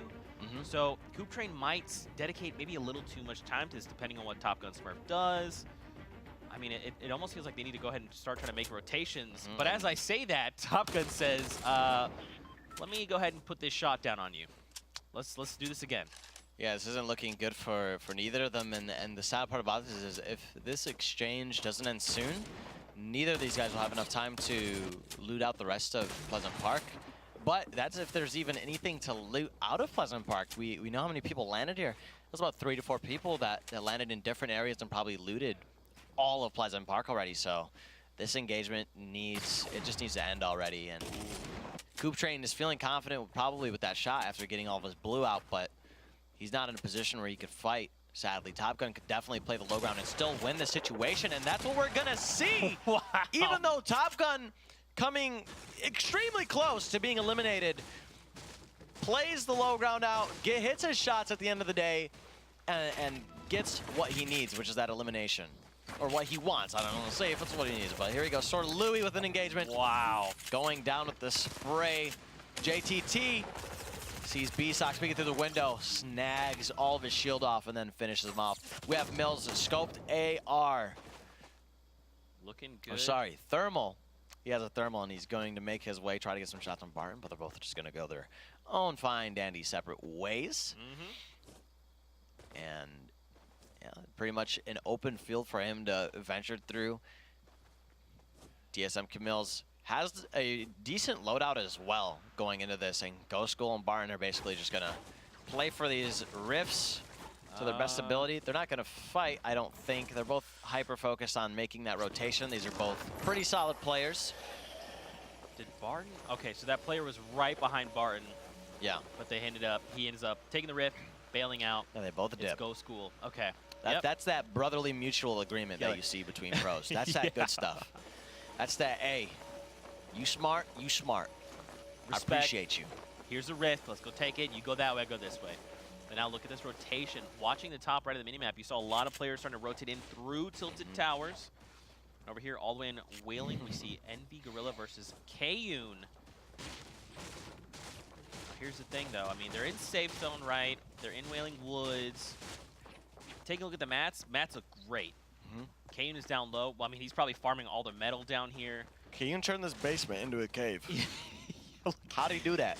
Look at all the brick that comes out of that. And then, if he wants to, he can use Floating Island to rotate out. Exactly. But if Gorilla alleviates that pressure, yeah, which I mean, will he? Depending on the way the zone shifts, he might just stay there and be like, "Yo, I know you got mats.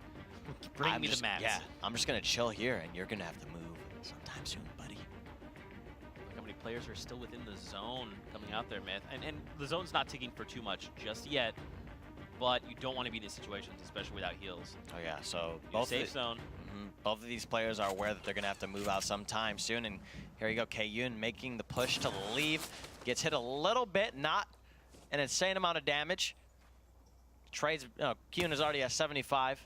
I'm sorry, Grello is already at 75, and he makes his way out of that successfully. That was very well done. He doesn't have to deal with Grella anymore. He could go about his way of making that rotation, farming up the mats that he may have not had, getting that max wood, and then making it toward that floating island so he could rotate out and get into the next circle, because it's going to be quite vital to get a position in that with this many players left alive. 65. That's good, though. I like the way that Kayun kind of committed to disengaging.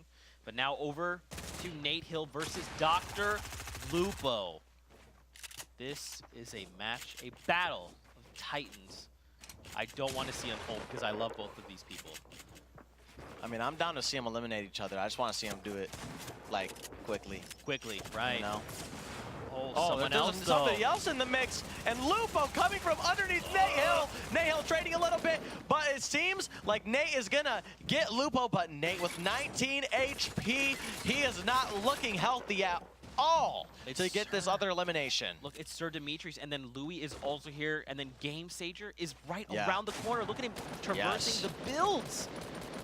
This is going to be tough, and here's the thing. They have the time to invest in this fight. The zone isn't extremely far away right now. And here's that clean kill on Dr. Lupo that Nate Hill ended up picking up. What a solid spray down. Dude! Yes. Wow! Love to see it. Oh my gosh. Yeah, Nate Hill repping. All these players right now, they have the time to play for these fights. With the zone being so far away, I'm pretty sure you could see they're the only players in this salty area. So whoever comes out of this wins this rotation. Or if somebody does decide, hey, you guys want to do this, go ahead. I'm going to go play toward the zone.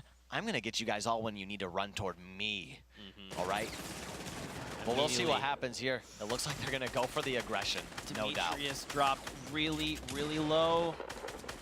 Nate Hill trying to secure this. He does. Now, here's the thing. Does he know about the other two players? He probably has an idea that there's one other player. Yes.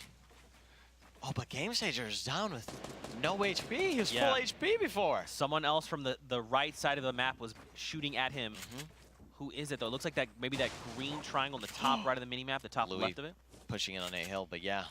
See, that's that guy playing the zone. He's playing zone. He said, you guys can have your fun. I'm going to play the zone. I'm going to get whoever is damaged at the end of it all.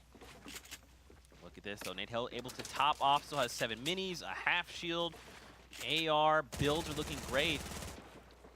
He's trying to close in on Louis. Now the question is, where's Game Sager? Because we just saw him up top. He was hurt. He was topping off. There he is. He's there to put some pressure on a Nate Hill. And here's what happens next. Some nades being thrown from Game Sager. This could be...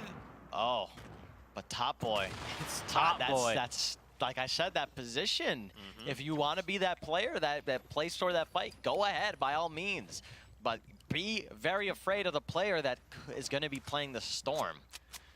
And as you can see here, Game Sager is trying to make that rotation toward, and he knows Top Boy there, but Louis is getting shot by Top Boy now, and that's dangerous. It looks like also Dimes is engaging Top Boy.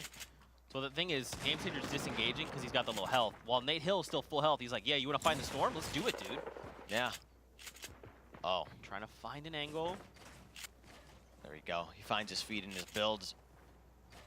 He still has plenty of builds as well. He's just going to take his time to get in the circle here. Doesn't want to just play it anyway. I love the rotation Game Sager made, just hugging that mountain, going left. And Nate's like, well, all right, I'm just going to keep moving in my direction because he already has a plan, right? Yeah, now when you look at the zone from this perspective, Nate Hill has all the advantage here now. Who's that? It was Blue Tea. All right. Wow.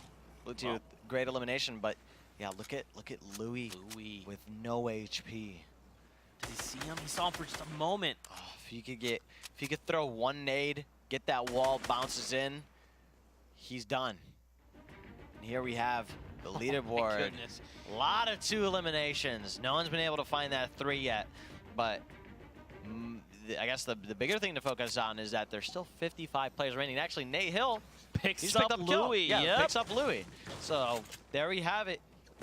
He is on the board. He is the only player on the board right now with 1 elimination for this game. Oh, sorry, 3 eliminations for this game, 1 point. Yeah. For those 3 eliminations, of course. And Flower pushing into this 1-by-1 with amazing push. It's hysteria, and he counters with the trap. That is not the way you want to end that game.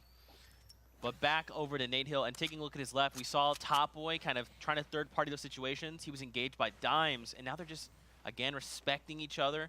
You talked about it, Myth. The zone's just right over this hill. It's not that far away, so they have a lot of time. But you almost have to wonder, should they just go ahead and start making the rotations? They've got this mountain just in front of them. And again, if you have to rotate around the mountain, you don't want to do that. You want to just rotate early, make your way up, and get to safety.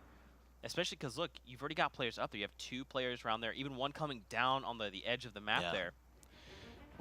When it comes to this moment and where Nate Hill's positioned is, you got to be careful for the person on the hill, and you have to be careful for the people right beside you. And he has eyes on him now.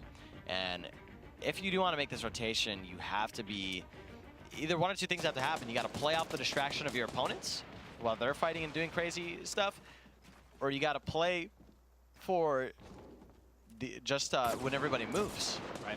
And here we go with Destroy. Getting shredded by Mason. He's got the slurp, though. He's going to be able to top off 2 half shields as well. That's if Mason lets him do it, but I don't think it's going to happen. Mason knows how to apply the pressure, but now would be a good time to take it and apply pressure onto Mason, knowing that he doesn't have the opportunity or time to reload his double shotgun while the zone moves. He's going to take the big pot as well. Oh, I don't like this, man. I think you're right. He should have just tried to engage. That's 1. He's down. The heal, though. Oh, that was and Mason comes out on top. That was close. That could have been a phenomenal play. Again, though, man, it goes back to hesitation. We saw that slight hesitation moment. You called it out. Mason fires once and then has to basically reload his double barrel. At that point, you push him. He can't blast you with that double barrel. But yeah, it was only unfortunate on the opposite end because he didn't have the HP to push him. Yep. Unfortunately, you know, you could push him and then he might pull out that other double barrel shot on you, and then you could be put in a fortunate situation. But if you catch him mid-reload, it's going to be tough. Look who's still alive, though. Nate Hill, still, again, 3 eliminations. He's got 1 point on the board, and he's closing in on Logan. And down below are Baldy and Choppa down. Myth, look at the new safe zone. It's favoring them right now. It's just good for a lot of people involved. The people on the hill don't have to play too far up. Take it back. It's not good for everybody. There is a whole lot of people on the north side of the circle.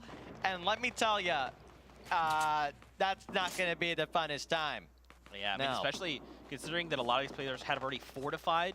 They don't have to do anything. They just wait for the timer to tick down. They wait for players to start moving, and they're like, cool, I'm literally just going to sit here and play the long game. You start rotating, I'm going to take the shots. They need to have something to rotate, plain and simple.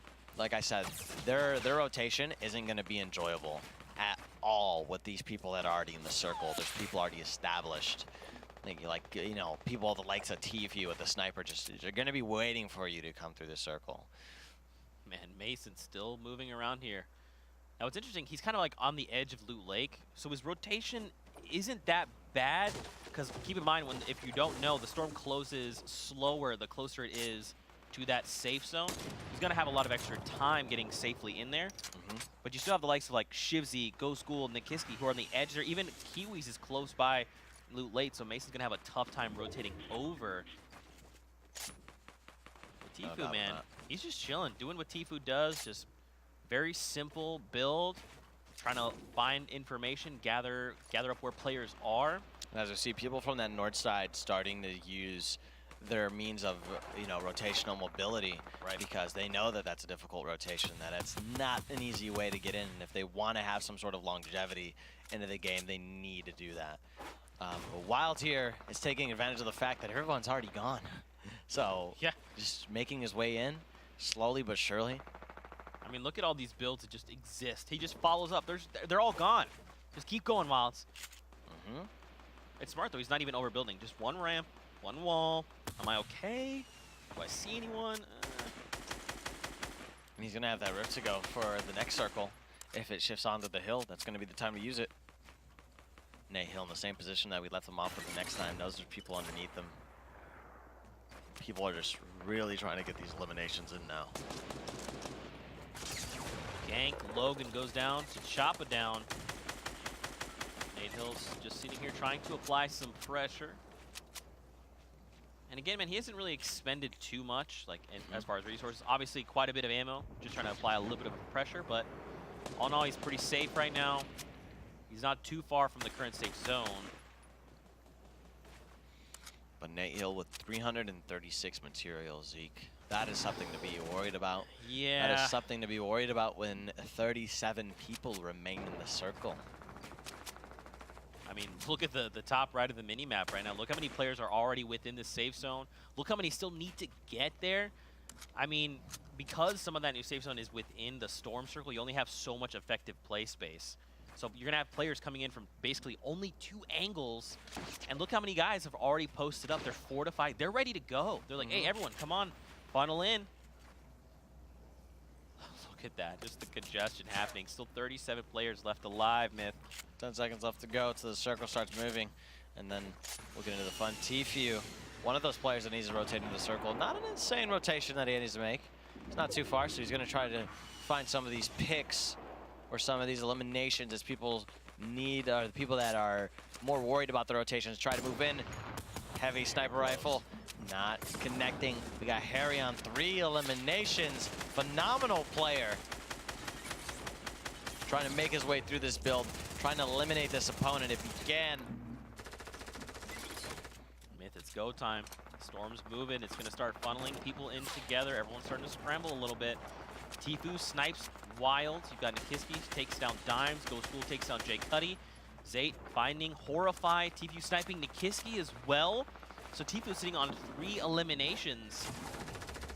NB Gorilla taking down Kenneth. Shivsy is down. Tfue sniping Baluti. All right, puts him on top of the match. Who with put a 4 sniper rifle in Tfue's hands? Who did it? Stop it. Chop it down. Eliminates Nate Hill. So Nate is down, and now we're down to 24 players. My goodness, look at his mats. I feel like Tfue is one of those players that he's very, he has a lot of knowledge as far as like when to use mats and when not to use them. He's very conservative, you know. He knows exactly what he needs to put down, never overbuilds. And this is like the standard Tfue, right? The 1x1, ceiling up top, and then cone in the center there. And then you edit the wall, you peek behind the cone. That way if someone does shoot back, there's a chance they'll hit the cone instead of you. Playing it pretty smart. New safe zone though, hard west. That's definitely going to be quite the shift. And we see a lot of players lining up around the west side of it already, ready to go. But there's like an empty area within like the center of it, or like on the east end as well. There's a little bit of room for players to work with, a little bit of that like grass space between it all. Players, they will start moving very shortly here. And they have started moving, and eliminations coming underway. You got Anthony dying from the storm damage. Tfue making his way through as well. He sees a rift to go, and he takes it. Okay. And he could just hold high, or he could go straight down. He's making the decision to just get on top of this 1x1 that hasn't been contested yet. And that's the play to make. He's in zone. He already has a foundation.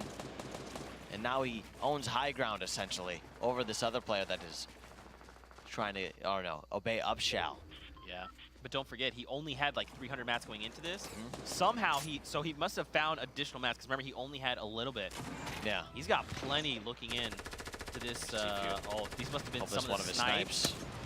That's one. Taking a look, this must have been the second one here. Oh, Just wow. barely gets his leg Threading there. the needle, yeah. 15 players. So he's already at that second threshold, 5 eliminations, 2 points gonna hit the board for him. And Tfue just got his 5th elimination. that puts him at 2+ points. Here, Tfue needs 2 more eliminations, 10 people alive other than him. He could get the big bonus if things play right into his hand. Zay with the impulse nade, trying to contest for high ground there against Tfue, but meets somebody else within a 1-by-1. He's gonna make him relax, chill out, dog. All right, Chill out. Relax. Does he go back though? I mean, this guy's chilled. Possibly, but is that person gonna Oh, it's die right to there. the zone? Because he's sliding through and he's trying to do. Oh my God. Oh my gosh, hanging on with barely any HP. Did you see this man sliding through this through the tunnels? Like, help! Stop! So cold. Like doing anything he can to just not slide into this storm. That's hilarious. Chiller, first time we've seen it in competitive play. Baldy though finds 2 eliminations, a shotgun and an SMG. Oh, and Baldy has the low ground here. He has the ability to just, you know, like a snake in the grass, really. Just He's even got the quad show launcher, up. man. Yeah, he does.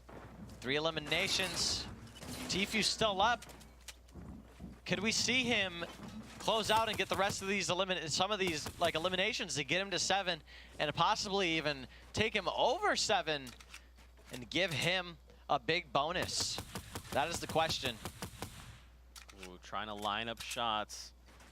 Yeah, he's Hard going to make for it it. happen. He's like, look, I know they're all down below. I'm confident in my ability right now. He even picks up the meds in case he has to go to a heal off. That's how far ahead he's thinking right now. Down to 3 players. It's Tfue versus Frizzable versus Tyler's right now. And here's what's happening now. Tfue knows that the other guy is putting pressure onto him. Oh, goes down. There it is. The 1v1. Low ground versus the high ground. We've seen it all the time. But does our man Tyler's have anything up his sleeve to confirm this elimination? Does he have anything that he could use to counter Tfue's high ground dominance right now? We'll see. He has a shockwave nade. Will he use it? And shockwave Shockwave nade. kits. What is it? He should have already started the med kit if he's going to try and go for that. No. It might be too late. Campfire. I don't think this is going to be enough. It's too late. Where is Tfue? Oh, Tfue tried to go for it. Can he find him? It is too late. That. That was scary. Wow. That was okay. scary. That, yeah. So if Tfue had started the bandages, would he have won that? So that was his only play, was just to go for it. Yeah, if he had campfire, yes, he probably would have survived and won that situation. But what needed to happen was Tyler's using the medkit earlier, and then he would have won that situation out. Yeah. Well, maybe. He most definitely probably would have won that. My Simply because I think he got stuck underneath his floor, and he just wasn't, you know, he kind of threw him off guard. Yeah, and he tried getting back on top so because he wanted to place the He was campfire. below his floor because it was edited in 3, so that's why you saw him hop up. He re-edited it, and then he could place the campfire. Yeah, but at that point, It was too too late. late. Yeah, he had to start that med before the storm had hit. Close game, though. Tfue barely making it out. 6 HP. That was pretty intense. You even saw he had actually fired. He was so sure of where that player was. Tfue, though, playing pretty standard Tfue gameplay. I feel like, you know, he maintained high ground for a very long time. He didn't take engagements he didn't have to. Again, conserving materials when he felt it was important, when he had to. And, I mean, almost like a textbook game there. Would you agree? I would agree. Yeah, it was cool. It was calm. It was collected. You know, he played his high ground when the opportunity was there. He made the rotations, like I would say, flawlessly. Basically, he seen opportunities where people weren't, and I was like, wow, that's a high ground opportunity where nobody else is. Let me glide onto there. That rift to go that the other person had, I think saved the game potentially for Tfue. And that, because without that, he most likely wouldn't have been high ground and wouldn't have been in the position that he was to get that game. So, you know, that's something to take into account. I mean, if you use a rift to go, you could be helping your enemy, especially in this solos format. Yeah. Where people all around you. I think especially considering he used it and then dives down immediately. We saw there was someone else, I'm assuming whoever used the rift was still high, and he just dove right down on the builds because he knows you have to get down, you have to build. I have to fortify. That's my game plan. You know, and if someone else wants to maintain up in the sky, go for it. I'm Tfue, though. This is how I like to play, and this is how I'm going to get that W. He shows up and gets that victory out. That's going to be 3 points heading his way. And then also additional points coming out from the victory. Let's take a look at the replays coming out from this last game. Some of the highlights. Wow. Yeah, these games just keep getting better and better. We keep changing. It feels like the pace changes very slightly every time. So every game feels very dynamic right now. But man, it's just constant action the entire time. And really clean play all around. No, I have to agree. You know, we haven't seen any insane eliminations like we did the first game, but I think there's no doubt that we'll see some of that once the circle sort of permits for that type of play. A lot of these past circles that we had, there's been a lot of the high ground, you know, integrated with it. And if we see something like one of the first game circles where it was more based on, like, it wasn't just simply, there weren't multiple points of contention for high ground. There was that one hill, and it's either you worked up it or you worked like under it. And as you see, like Poach worked under it, and he was able to get a bunch of picks and rotations off of people coming down. So I'm interested to see if maybe next game circle will play toward that type of high kill game. Maybe see another big bonus happen. We got pretty close this last game again to a big bonus. If you're just tuning in, Poach is the only player all day to have actually acquired the big bonus, picking up 2 eliminations after 7, so 9 total. Again, we have, I believe, 3 more games left to play. We also have an update. We've got standings, Smith. Let's take a look and see where players are currently. So with that game, Tfue bumps up now with 9 points. He takes away now. Let's take note. You're making a face. Top. I'm not making a face. 2 to 3 and 4, all LuckyLamas. All right. You got Aspect, Poach, and Liquid, Vivid. Now, don't forget, top 20 will place in the money. So hopping over, let's see currently who sits in that 20th spot. Right now, it's Tyler's. So he's just edging out Mason. Now, take a look. He has 2 points. Right below him, 21st. Mason has 1. So it's very, very close. Yeah. If Mason could have picked up those eliminations, man, could have been a point. Definitely. And I also want to note that Tfue, you just picked up the first back-to-back elimination in the fall skirmish. Oh, no, not elimination, sorry. Victory Royale. Victory Royale. Yeah. Oh. So that's big. Okay. Well, there you go. There you have it. My goodness. It feels like these games are almost a blur. You know, there's so much going on all at the same time. But I think what we're kind of starting to see a lot of is just that consistency, right? There's kind of like this play you have to do and almost a plan going into late game. You're either going to play for these high eliminations to try and get these elimination bonuses. Sometimes I actually don't think we've seen players going into the final circle yet that don't have eliminations. They always have at least one, right? Because even in EU, we saw there was a lot of players that were like, hey, we're last 20 and 15 of us don't have anything. Yeah. So what's the plan now, right? Even seeing Tfue pick up the bandages there toward the end, he was like, look, there's a possibility of heal off. I'm going to be ready for it. They're just bandages. He didn't end up using them. He didn't need to. But that's kind of how far ahead these players are thinking. Yeah. It's pretty interesting. No doubt. What do you think? No doubt. What do you think? Are you watching EU and NA play, right? Obviously, Yeah. you're probably more a fan of NA, right? Because more action, obviously. I mean, I think we all agree with that. Do you think NA has possibly learned things from EU, watching them play earlier? I feel like that big bonus, man. They've probably picked up a few little pointers coming out of there. Possibly, but it hasn't been anything that I haven't like expected out of NA play. You know, they haven't done anything extreme. To you know, to the day of a tournament, right? To look at the way people in another region play the game and be like, yeah, I'm gonna do that, and then just throw away your game plan. It's kind of risky overall, but I think like what we're seeing, like I said before, is just traditional, typical, you know, NA gameplay where people do such a good job of playing the early and mid game that a lot of people survive and end up in those late game circles and make it to that late game, and that's exactly what I think we're seeing here. Absolutely. What about you guys at home? How are you enjoying all the action? Don't forget to use that hashtag Fall Skirmish. We love having to hear what you have to say. That was a tongue twister if I've ever had one. We've got 3 more games to go. 1 more here before the next break. So what are you hoping to see done differently going into this next game? I think for me, man, again, another big bonus. That's what I want to see. Just do it all, run it all back. Yeah. Again. Agreed. That's it. Just want a big bonus. Let's just see. Poach, hey, if you're out there, if you want to go ahead and get another big, or anyone, really, just anyone. Let's grab some big bonuses.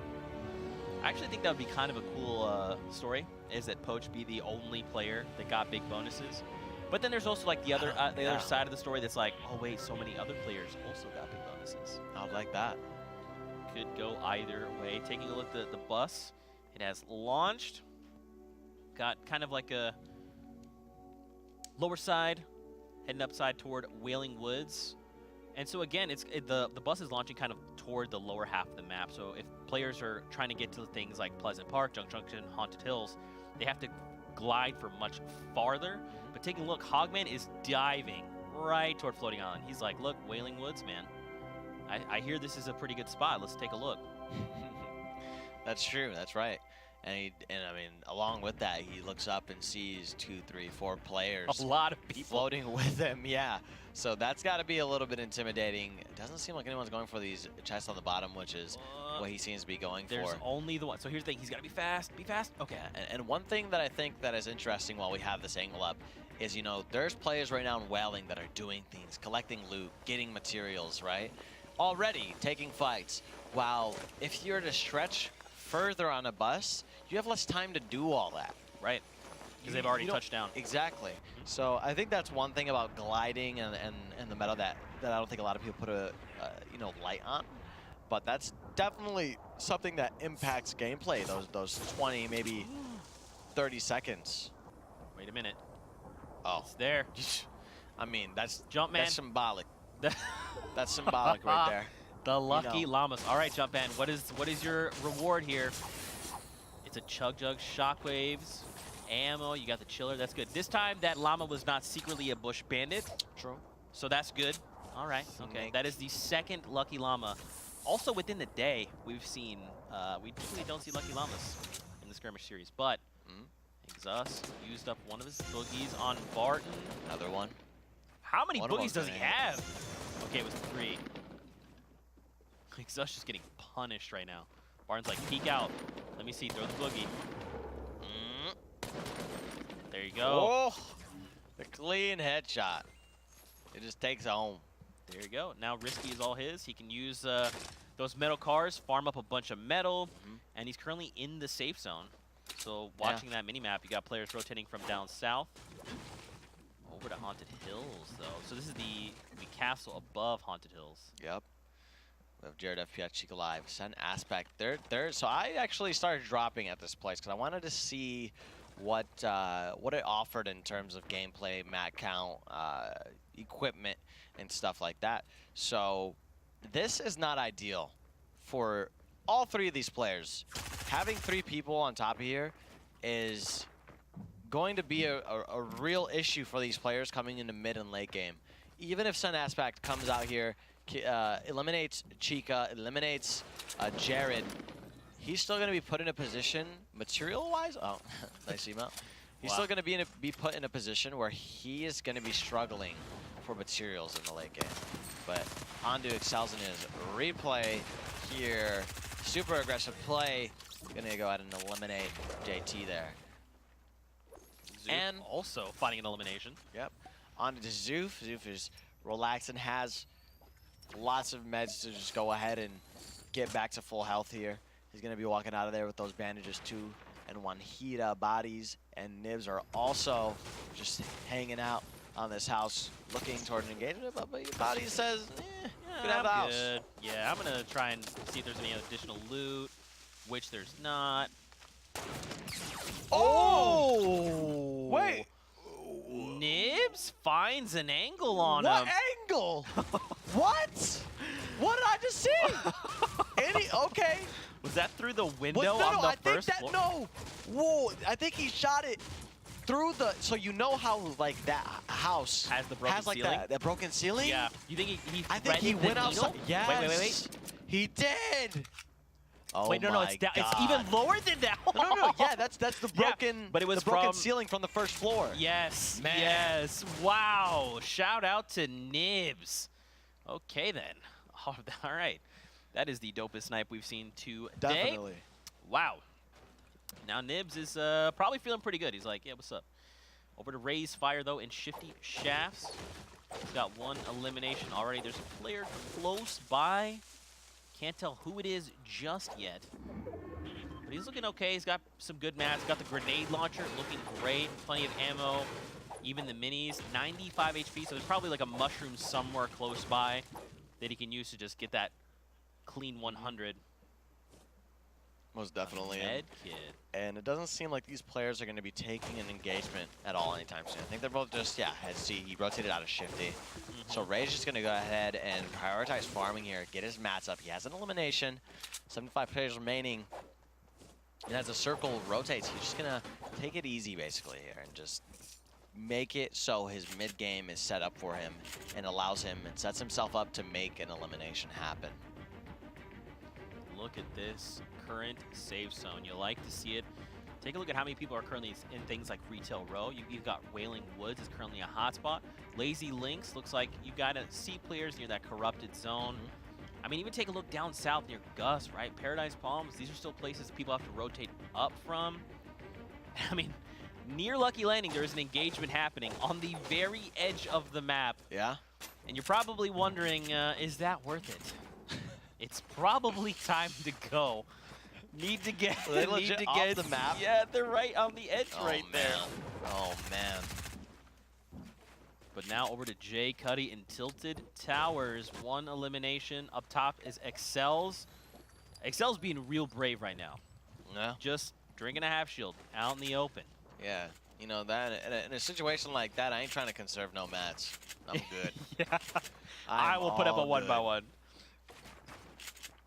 Excels, it's like, all right, I'm going to go ahead and disengage. I think this is, ooh. Oh, little nook and cranny there. Okay. All right. That's cool. Boo-boo bush. Play the mech kit. Disengage. Just get himself nice and healthy. Okay. And now, again, the safe zone's right across the way there. It's just on the other side of the river. You don't have to go that far. Let's take a look at this replay. Dusty. The dimes. Oh. Okay. Listen, you don't see a lot of love coming out of that item, the semi-auto sniper, man. I love it when people use a semi-auto sniper. And take a look. Destroy gets a nice upgrade there in the slurp. We've got the purple AR there as well. I like that people are starting to favor boogie bombs again, man. I love seeing them. They have been. They've been making their comeback. There's no way to deny that. A lot of players have actually been picking them up, combining them with a double barrel actually.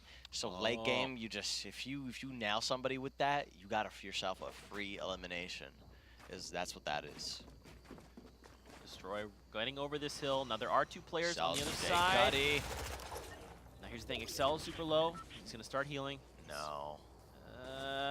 Destroy's closing in. He's like, I heard something. Wow.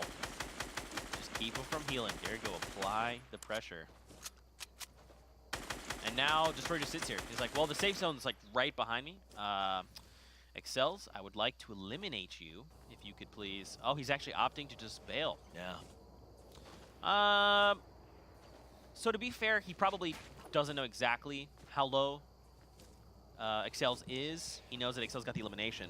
Yeah, or on the other side, he does and just doesn't want to take the time to get an elimination that's not really going to get him much in terms of materials, equipment. You know, he's basically using all of his meds already, you know, trying to sustain that fire. So instead of that, yeah, he could just go to the zone and wait it out and just wait for Excels to come through, because I doubt Excels is going to go anywhere else around there. Actually, that's exactly what he's going to do. He's going to sneak his way through the other side. And valley here. I think he's using the new ice trap. He's kind of sliding around a little bit, his little icon. But he's back. He's back into his normal shape and form, and we have a Spicy right north of Retail Row. He has somebody holding the high ground above him. Does he know? There's no mats. He is at no HP, actually. That's why he's not being shot at. Excels was lost in the storm. Saw him go down right there. That's unfortunate. Look at that. 15 bullets, 12. I mean, it only takes one good heavy snipe. Not quite. It takes one good anything at this point with the amount of health that Horrify's got, let's be honest. Yeah, Horrify has like, what, 7 HP? It's really not much. Oh, look at that. On the way out, he's like, hey, Horrify, here's some bandages. Oh, Horrified, just like 1 HP? Nah. I'm out here. You want to fight? Let's fight. Look at him. This is monster. He's pushing toward him and look, he's taking a shot. Oh, 67. Ooh. Oh, you know what? Yo, if I was Horrified, yo, have you ever, you've been in middle school, right? Yeah. You know, like the strong kids. Oh, never mind. He's taking. Never mind. Never mind. Oh, elimination. Man. I'm curious yeah. to know what you were gonna say. I was gonna say, you know, in middle school, you try to be about yourself, act like you're tough and whatnot. Right. Like that was the move Horrified was going for. He was going for the middle school psychological play. He's like, yeah, no, don't take my lunch money. Okay. All right. That's Coop Bandit's Train. head. Yep. Coop On a Train bike. said, nice try. Thank you for the loot transfer. I appreciate it. I mean, hey, look, heavy sniper for your trouble, not the worst thing in the world. Now he's like, what do I drop for this? I actually would have kept the shockwaves. I hope he keeps the shockwaves anyway. Well, taking a look at the current scoreboard, Myth, look how many people have 2 eliminations. Look how many people have 1 elimination. Just So in general, this is like a frag out match, and as you see here, we're going into this circle with, I think, is it sub 50 players? I think it's around 40. 59. It's at 59, and people have elims like this. But we'll see how people play out these upcoming circles, because now it's time to ask the question if eliminations will happen after this point. Because as we've seen these upcoming games, there's been people that have favored the rotation more than anything at this point in the game, and this is really when kills sort of die down in NA Fortnite, and you'll see them start to pick up toward these upcoming circles, the circle after this one and into the moving circles. So it's going to be quite interesting to see how everybody just plays it out. One thing I'd like to actually point out, now that we see where the new safe zone is, taking a look at the minimap. Oh, almost gets the shot there. Taking a look at the minimap, though. Look how many people are down by containers. That's a congested area. Tomato Temple, even the hill just down south of that. There's so many players here. And then if you look kind of on the top side of the new safe zone, you've only got 2 players there. One is on the very edge of the circle, even inside Wailing Woods. 2 players on the outskirts there. So everything on the east side of this new safe zone, great, super easy and clean rotations. Everyone else, you got your work cut out for you. Well, Best yeah, of luck. And that floating island serves as a beacon of light for every single person that is in containers, that is in Rock Hill, that's trying to get into the zone right now. Because not only are you able to kind of like float and get a better position, but you could then play and use that floating island. You could use that whirlwind to just go ahead and get the next circle position if it plays. And it will play within the radius of being able to fly. So if somebody is patient, if somebody waits and just waits for the right opportunity for this next circle after it closes, they could get into a really good position for late game here using that. And I'd love to see how people use this floating island and its rotational, ability to make this next circle happen for them. The circle after this circle. Here we are, Poach.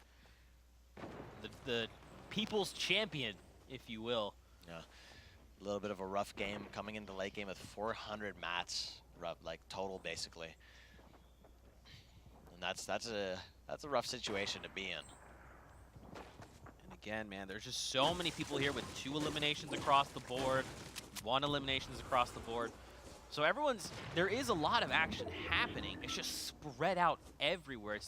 There's just not key players that are racking up the eliminations right now. Everyone has some form of elimination. So everyone's actually really close to meeting that first threshold. 3 points. But Munch God, here, battling Nice. You talked about it, man. Here we have all these players moving in, trying to get near this vortex. Know that it's going to be something of value, basically, coming into late game here. And Destroy taking out C9 Boss not too far away. And all these players are going to have to move. Munch getting cheeky. He's like, look, I've got a little bit of time here. How about I try and just, chip away your health a little bit. The vortex is right there. I'll make rotation. Look at how many people are around this vortex. You called it out perfectly. Everyone's prepared. They're like, hey, where's the new safe zone? We're all just going to hang around this vortex. When we get the new circle, that's where we're going. It's a free rotation. It's like Yeah. having a launch pad, a stationary launch pad rather.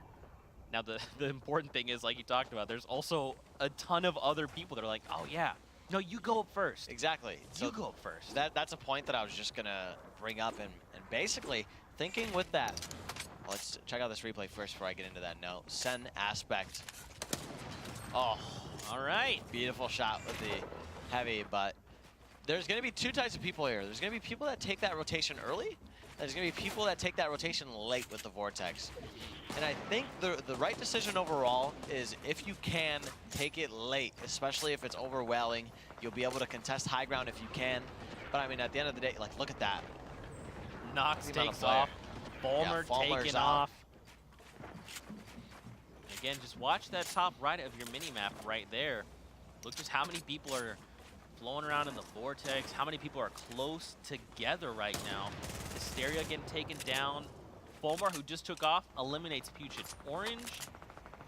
We're still, maybe, I don't know how we're doing it, and not Tfue just dealt it and Ghost School smelt it. But I don't know how we're doing it, but we have 43 players still left alive in this lobby, Myth. That's what we've been seeing. We've been seeing a lot more players making it into the late game. We talked about it before this match went underway. But now comes the time where, you know, how are these players about to play this next rotation? It's more dynamic than it's really ever been with that floating island being part of the game, and you could come up and be a part of it and say, hey, and not be a part of it, sorry, and say, hey, I'm not gonna play for that. I know a lot of you guys are gonna play for it, and I'm just gonna go and sit in the zone and chill right on the edge of it, because the edge of it actually isn't in the Vortex anymore. You can't really get it unless you build up to it. And that's something that I think is interesting. We'll see how players decide to, you know, ship and you know, come up and figure out the way that they're gonna play this next circle, this next situation. But as you see here, we have players with 3 kills coming up. We have Zoof. Kills off Coop Train. Oh, Coop Gotta Train. be careful. All those shots just going right by his body. Oh, man. That is dangerous. Probably slight panic, like, oh no, Yeah. not like this. And look at this, man. You got players up top, like we talked about. They're in the zone. They've been here for a long time. They're fortified up. They're saying, come on, everybody, rotate in. Give us line of sight of you. There you go, Tfue. And Tfue Finds an elimination. reverse with 7 HP. That is a it's a stink stinker. grenade. Tfue, man, you talked about it. He's just using all the tools at his disposal. He's got the long range and the silence of the air. He's got those stink bombs. He eliminated someone else with the stink bombs. He's just waiting. He's chipping them down and saying, look, here's an entire area I'm denying, and you're inside it. So you're either going to move, and I'm going to get you, or you're just going to, I'm going to deal it, and you're going to smell it. Dealt it, I'll dealt it, I'll have dealt it, and you'll have smelt it. Past tense. Yeah. Words. Yeah, we're back on aspect. 3 eliminations. He's closing on somebody else. The circle is moving basically all the way across and out of Welling Woods. And it seems like it's actually on a little bit of... Oh, no, so that's the center of Welling. Sorry, not the other side. Did Vivid just hit a shot? No, someone used the chiller. They were moving super fast. Ah, you love to see it. You just seen a little outline of his body just He skip was across. just zipping by, yeah. Liquid Poach, though, goes down to Nice, and Nate Hill eliminates Frizzable. Back over to Tfue, man. Making his way, doing everything he can in his power to get into the zone. And I think that's how Tfue. I think if there's one thing that I see that's consistent is if he has the match to get to the zone early, he's gonna try to do it. He doesn't care. Because he plays that situation so well where he's in the zone and doesn't have to worry about people rotating rotating with him, instead of rotating toward him, and then he grabs those few eliminations off, like we see him do so often. And here we go, Sen aspect. Doesn't get the kill, but does get the Chug Jug, the loot, the mats, the ammunition, everything that he needs basically to make sure that he makes it into this game. Vivid 4 eliminations, 675 metal is what he's working with now, representing LuckyLamas. Lucky Llama fans out there are probably really excited about this right now. Yeah, him. Tfue's right behind him with 3 kills though. Vivid just needs to keep on going, and as you see, like, look at here, Tfue has the high ground already, but it's not like he was super in the zone. He just sneaked by everybody like a ninja. Vivid, does he get it? He does not get Doesn't it. find that elimination, no, but he does fancy that loot, let me tell you. Tfue, man, still just maintaining high ground. And again, this goes back to this play, right? He could very easily just be sitting here plinking at everything in front of him. Look at this, very methodical though. Sees one guy, goes, I can pick, this is one, I can make this pick. And he does it, falls through, and that's it. He starts rotating, maybe towards the loot. Look at me, look, see, there's someone down below. He could have shot that player. Nope, I'm just gonna go grab the only things I need. I'm out of there. Grappler, he picks it up, and now makes a cheeky rotation there in front of someone. Definitely. And takes some damage. He might get This was a punished play for it. that could work out in Tfue's favor. It was a risky play, but him making it out alive definitely shows how the decision making there coming from Tfue is just so beneficial at the end of the day. Myth, take a look. Some of these players just hanging out in the sky. Vivid's current match, 345 medal. That's not a whole lot. Definitely not. I could agree with you there. He's just going to get into the zone. He's going to relax. Make sure he's over some of these other players and just wait for people to come toward him. See if he can get an elimination or two and get somebody else's mats. But while we're saying that, Sword Louis is going at it in the storm, trying to make his way back in on an opponent. 3 eliminations. Somebody comes up from above, though. It's Zoof.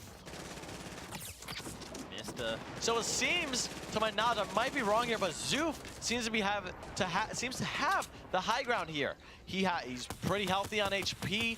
He isn't the greatest on AR ammo, but 16. He does maintain high ground. Mats aren't looking too well, but we could see something come out of Zoof here. We could see him come up big if he gets in the elimination that he needs. If somebody tries to contest him and he shuts them down with that double barrel. This is where the match gets a little bit more interesting. The stakes are brought up a little bit more when there's very few things you got to work with and you just got to make something happen. Vivid gets taken out by EU Maze. No, Vivid eliminates Maze. Yep. Pardon. Wait. B-Sox so that's Vivid, 5 eliminations. 5. And there's 14 people left. We're going to see a Porta-Fortress get taken down, which means one of two things. Somebody wanted a high ground take or somebody was under pressure. Tfue's still here. Vivid is still alive as well. Mista, B-Sox. So Quiet Cloak is even still alive here. Zoof was lost in the storm. It's no good. Be trying to find his way. We could very well potentially see another big bonus here. We could. Vivid is the person to do it. I mean, he has 200 HP coming into the circle. There's only one other player with that amount of HP that could contest him potentially. So Vivid just makes things happen, forces his aggression on everybody else. If he plays for that type of aggression, we could see something huge come out of Vivid here. He could activate it. 9 people left. 6. Other than Vivid, 6 eliminations. It's gonna happen. We could see, can you imagine? I can feel it. Can you imagine? Nox though. Okay. Out Tfue. He took down Tfue. Okay. 6 eliminations. This is really good news for Liquid specifically rather. Okay, we got 9 players left. Vivid can make this. Look at his 1,000 small bullets, 6 minis. He's got the half shield. He just needs to let people have it at this point. And I think, listen, if there's somebody that I think that could get 2 eliminations during the circle with the amount of mats that they have, I think it's Vivid. And he makes it happen. Finds one, finds the double barrel. Will he pick it up? Ladies and gentlemen, if Liquid finds Vivid finds another elimination, that activates big bonus. Picking up the double barrel, waiting for his opponents to come down. Might spray them down beforehand. He drops everything. He's time for Vivid to make it happen. He knows they're right above him. He hears them breaking. He hears them coming at him. He's just gonna go for this, man. Yeah, just take very little, little amount of damage as you can as people with bandages, then go for the pickaxe. He takes him out. That's 7. No, he was lost to the storm. Yep. Oh no. Wait, what? He was lost to the storm. Really? Vivid Vivid didn't get the elimination. Yes, Vivid clipped him, but it wasn't enough. And then, yeah, that's... So when you think about it with the double barrel, the Nox picking up the W with a beautiful T-pose. I like that he looked away on the right side. Don't look at me. But yeah, with the damage that the double barrel does, right? In the Storm, you pop a shot, you get a lot of damage on that opponent. But yeah, the Storm takes for 10. That's tough. Wasn't enough. Yeah, sadly. But You got to think, too, he probably, like, hit him for, like, a ton of damage. He was like, No doubt. oh, yeah, I'm going to get it. And then it's just like he's eliminating it. And then you kind of saw him stop there for a moment. He was like, ugh. So he comes so close. He could have been the second player to receive a big bonus. But the Storm said, I am the second best player in the lobby. That elimination is mine. Let's take a look at the highlights coming out of this last game. My goodness. Amit, correct me if I'm wrong. This was game number 4. Yes. That means we have 2 games left to go. Yeah, the final matches. The last matches of this Fortnite Fall Skirmish weekend. This is only week number 4, Myth. We got 2 games left to go, but my goodness, this match was super fun to watch and commentate. You know, you had people like Zuther popping off the entire time. Obviously, Vivid, Tfue as well. Just some really big names that made it super, super far. Best snipe by just Nibs. Come on, man. Let's see that. I want more of that. And also, dude, the snipes escape. They're just, are these just all snipes? Yes. Yeah. Yes, production. There it is. Let's go.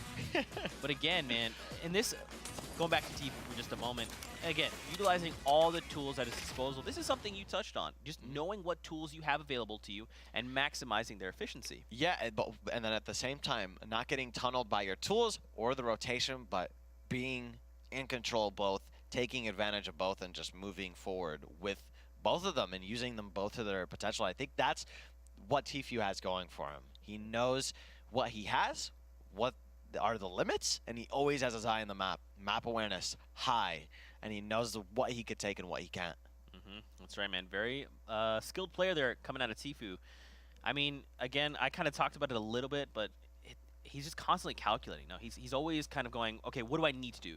Should I take this? This doesn't seem favorable. It's almost like have you ever thought about, like, when you play a game, you're like, that feels like I have like a 5% chance kind of thing. You're like, nah, I don't want to do that. That's Tfue all the time. He's like, what are the percentages? And Running the numbers? I think the crazy thing is that when you're looking at Tfue's gameplay, there is, like, it's a decision, and he makes it happen, and he just does it.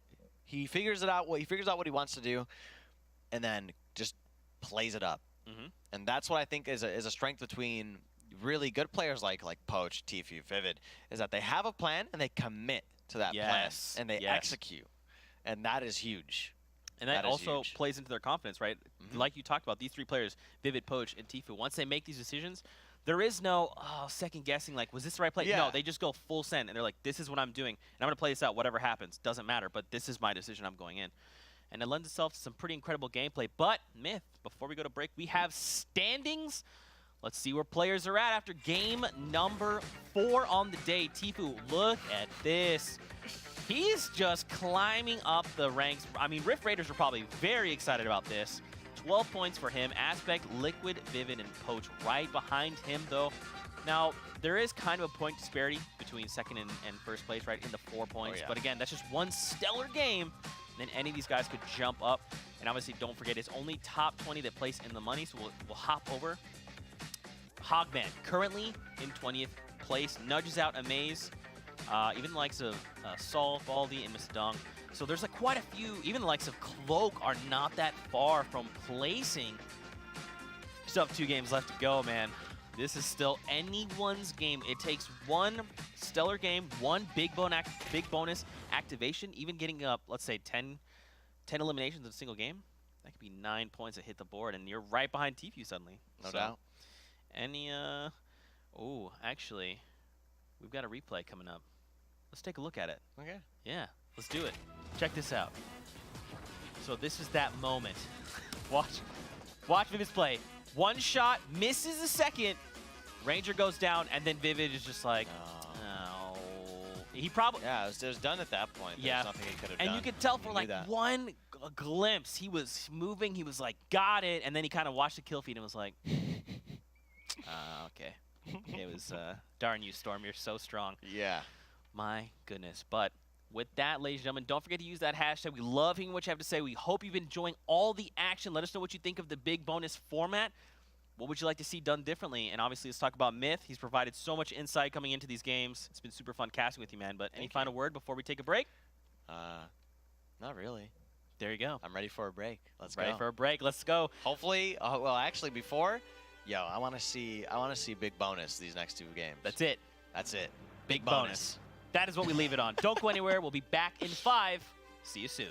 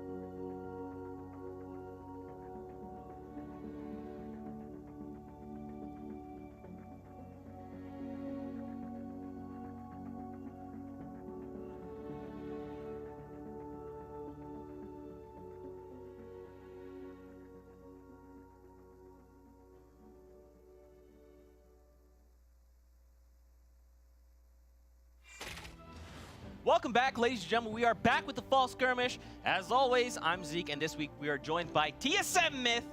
Hello. We've had a day full of incredible gameplay. 6 games from Europe, 4 games so far from North America. Yes. It's been super fun hanging out with you. Hey, I'm hanging out with you too. I'm hanging out with you as well. For you guys that maybe are just tuning in late, welcome to the show. Hope you've had an awesome day. Let's really quickly touch on the format coming into this week. Obviously, with every week we swap the format. We've gone with the modified version of last week. Big bonus. So 6 games total in the solos format. Victorials are worth 3 points. Second and third place are worth 2 points. And then placing between 4th and 10th are worth 1 point. Yes, don't forget about eliminations. 7+ eliminations will get you 3 points. 5 to 6 eliminations will get you 2 points. And 3 to 4 eliminations will get you 1 point. And there is also the big bonus. It is in the name of the game, where you get 1 point and 7.5K for every elimination past 7 eliminations. That's right. And only 1 player has actually activated the big bonus. That is Poach. So right after that was in game number 1 as well. So LuckyLamas, yeah.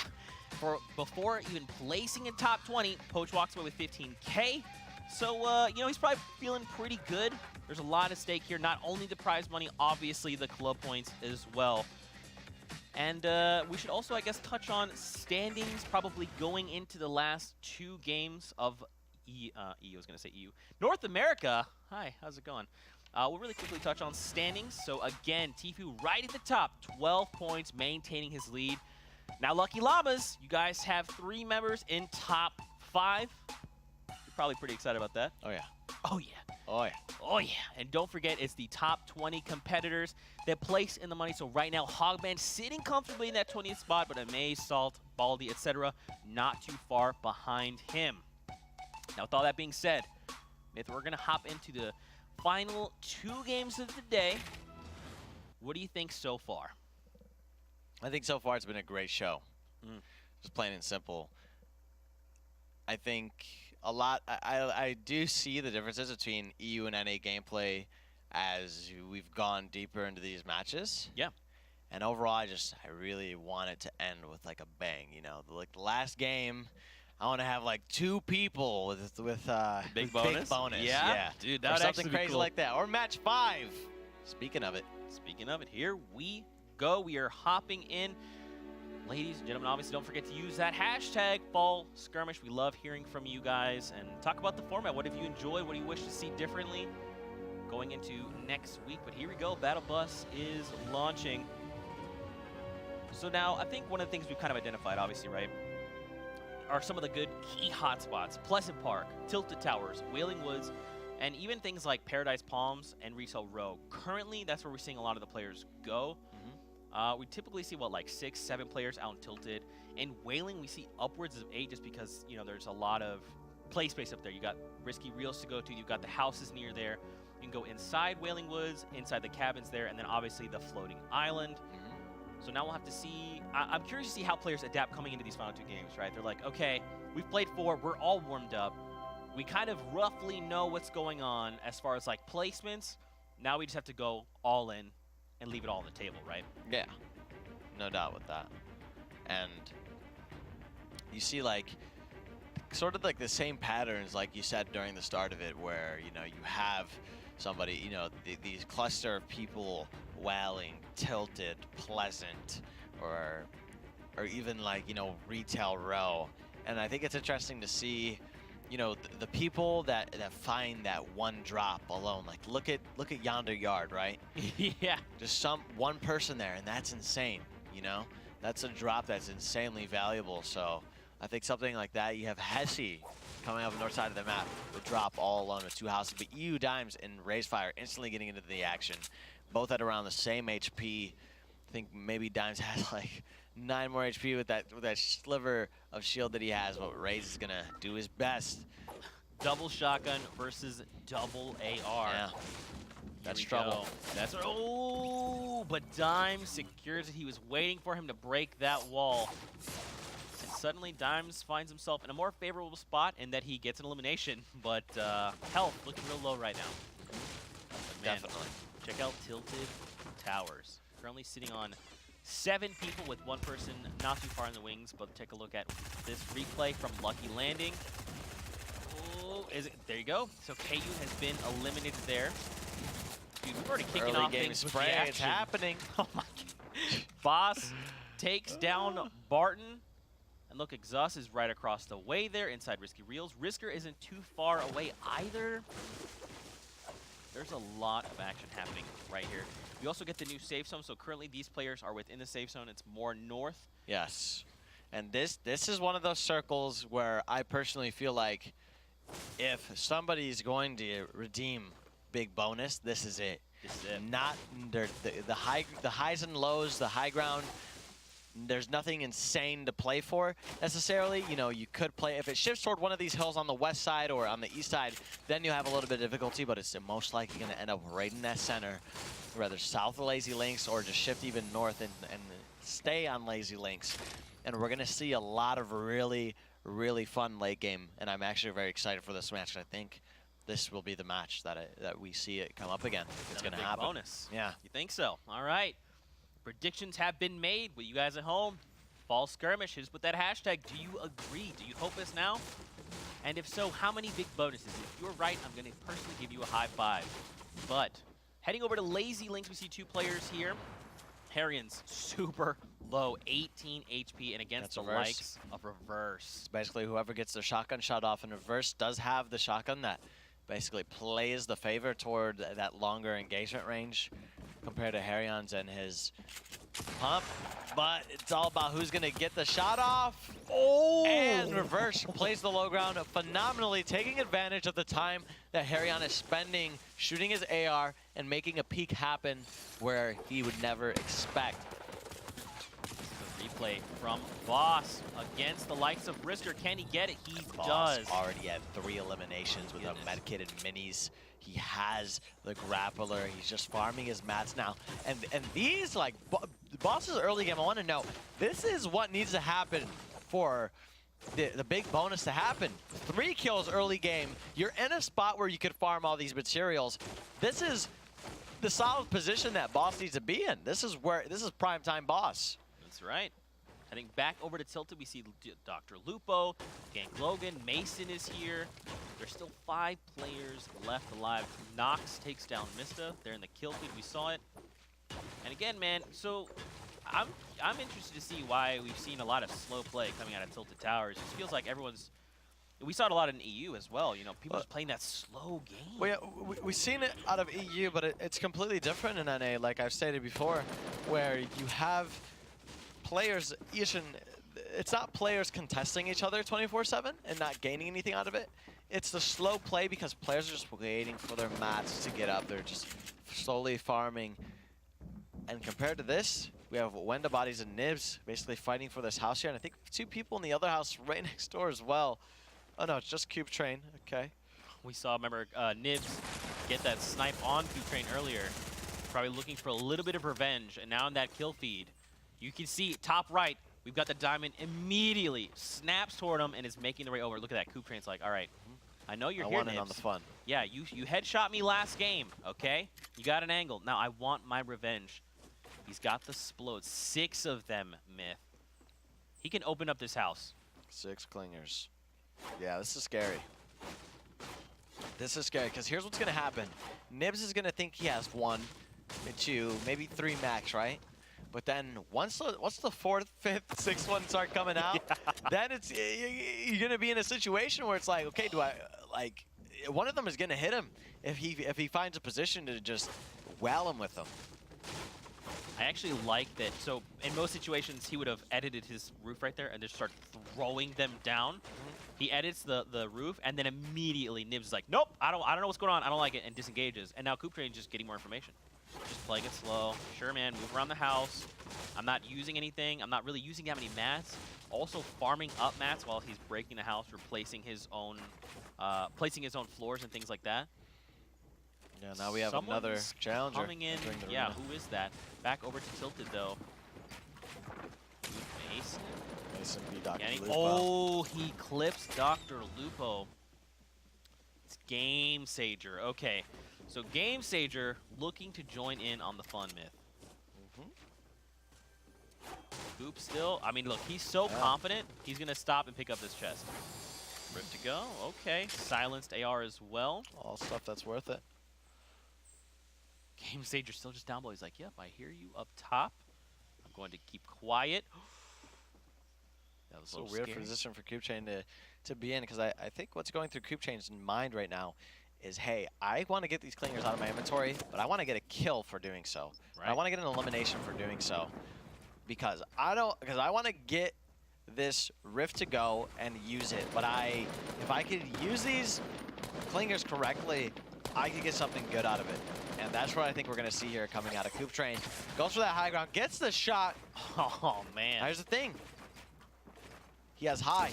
He's going to use the grappler again, and he's going to actually pay for... I'm actually really, really surprised by the fact that Coop Train just didn't play his strength there. He had, what, 5 clingers left. 5 clingers available that he could have easily used to lob at his opponent while he had the high ground and put himself at in a better situation overall. I'm kind of confused with that play to just grapple her up when your opponent clearly has line of sight on you, clearly has vision. Especially when he took high ground and he only had the 1 grid above him.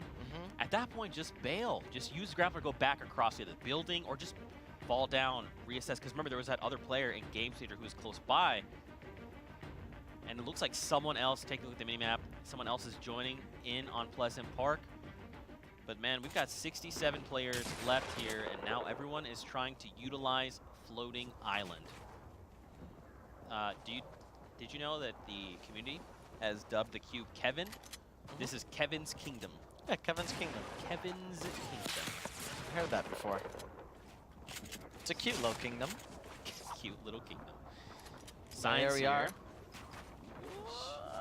Science versus Jumpman. They're both trying to find their way in this fight. Trying to find a little bit of damage onto the other one. I don't know if Science has gotten a shot on Jumpman yet. I'm pretty sure he has. But Jumpman definitely knows he has armor. And he gets 2 more tech shots off on him. Goes for the spray down. Science with a shoddy shot.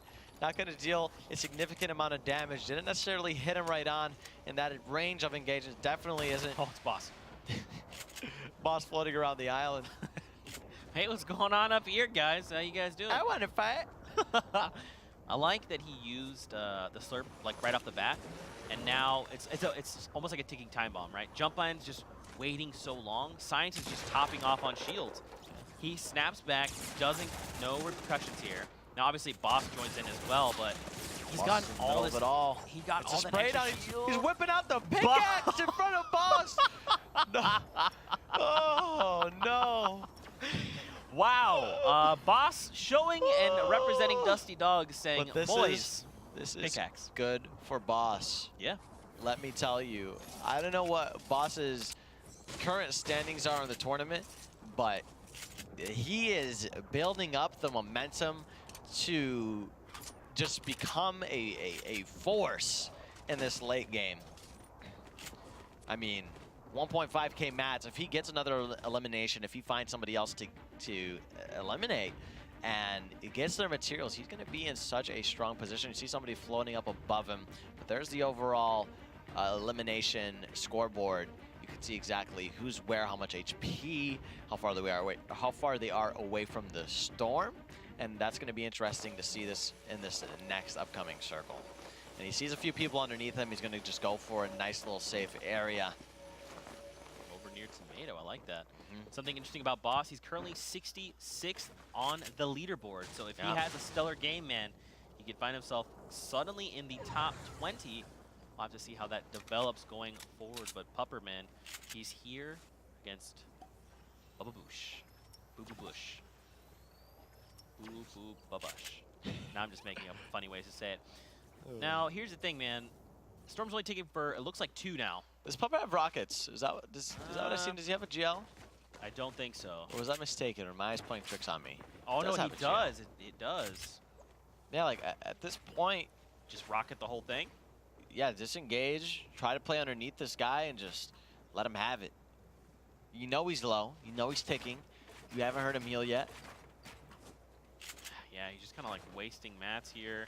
There's loot down below to claim. Yeah, like there's a lot of building happening right now, but the person underneath him ain't moving. And now they're just gonna have a heal off in the middle of the game.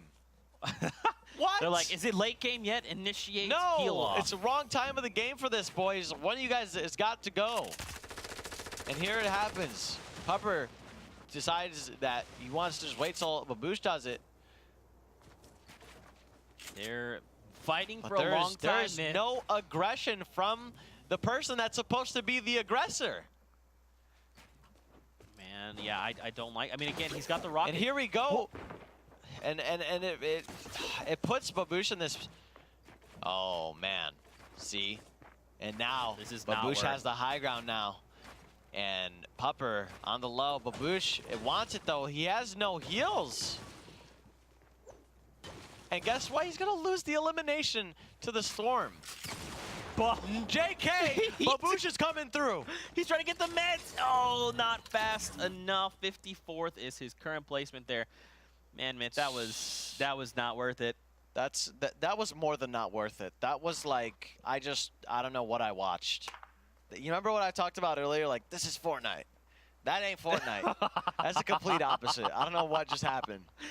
Yeah, I feel like at that point, man, when you're starting to question, like, there's a you could tell those players were like, dude, should we be here? And they were in a fight prior. One of them had information over the other in terms of health.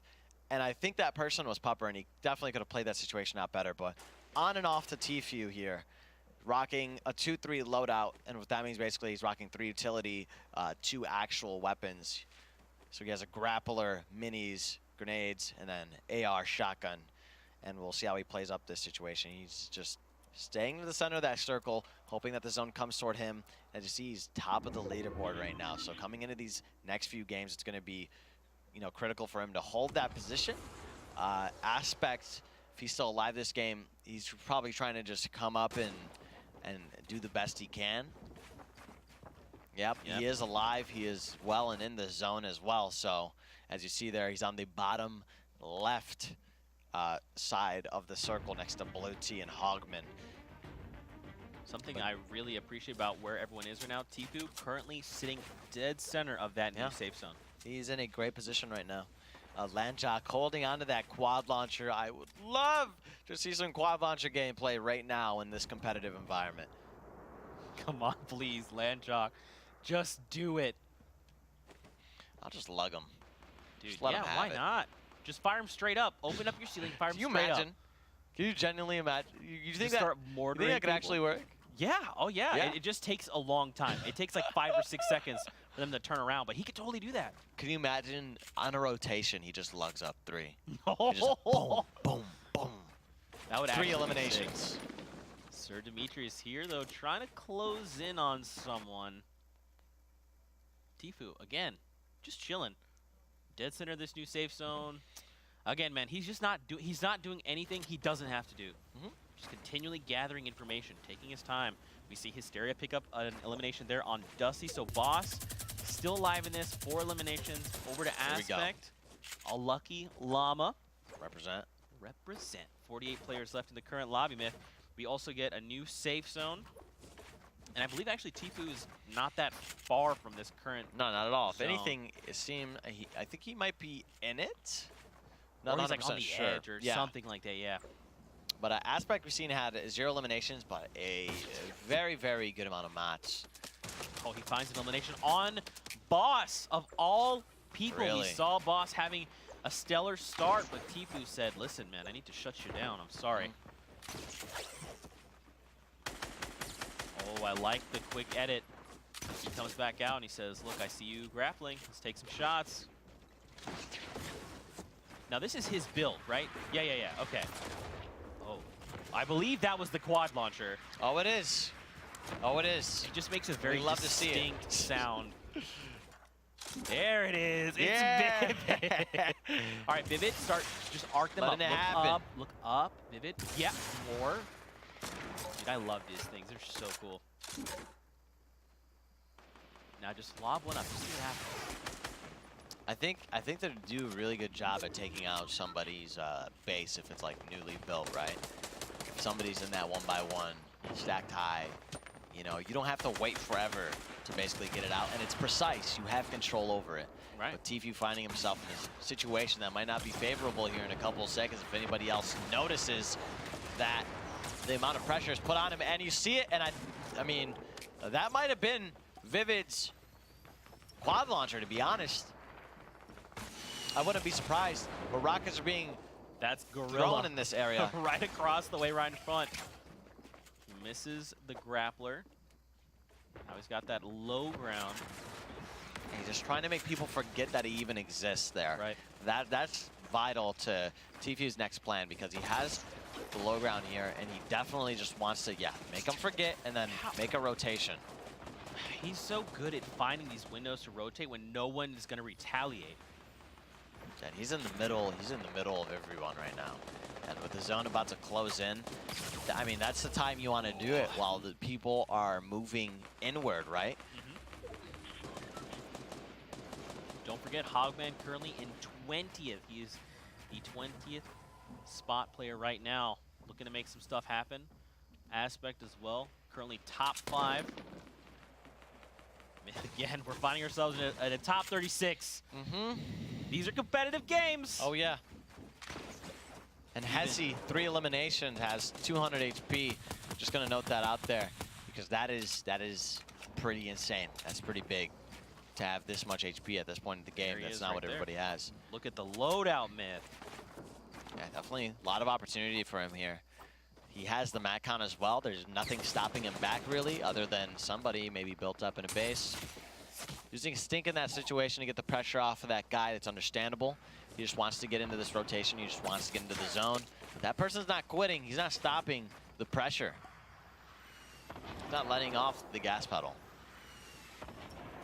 Able to top off with those minis, and now we start to see people start to scramble. Storm's going to move in. We need to get to the new safe zone. I like that ricochet there from Nox. Dang, it bounced really high up there. He just seen somebody's a ghost in there, just moved out though. I don't know if he's aware of that, but Nox has no shotgun. That is tragic going into the late game. That is a large chunk of health that is typically, you know, that people typically dish out during these late games that he doesn't have.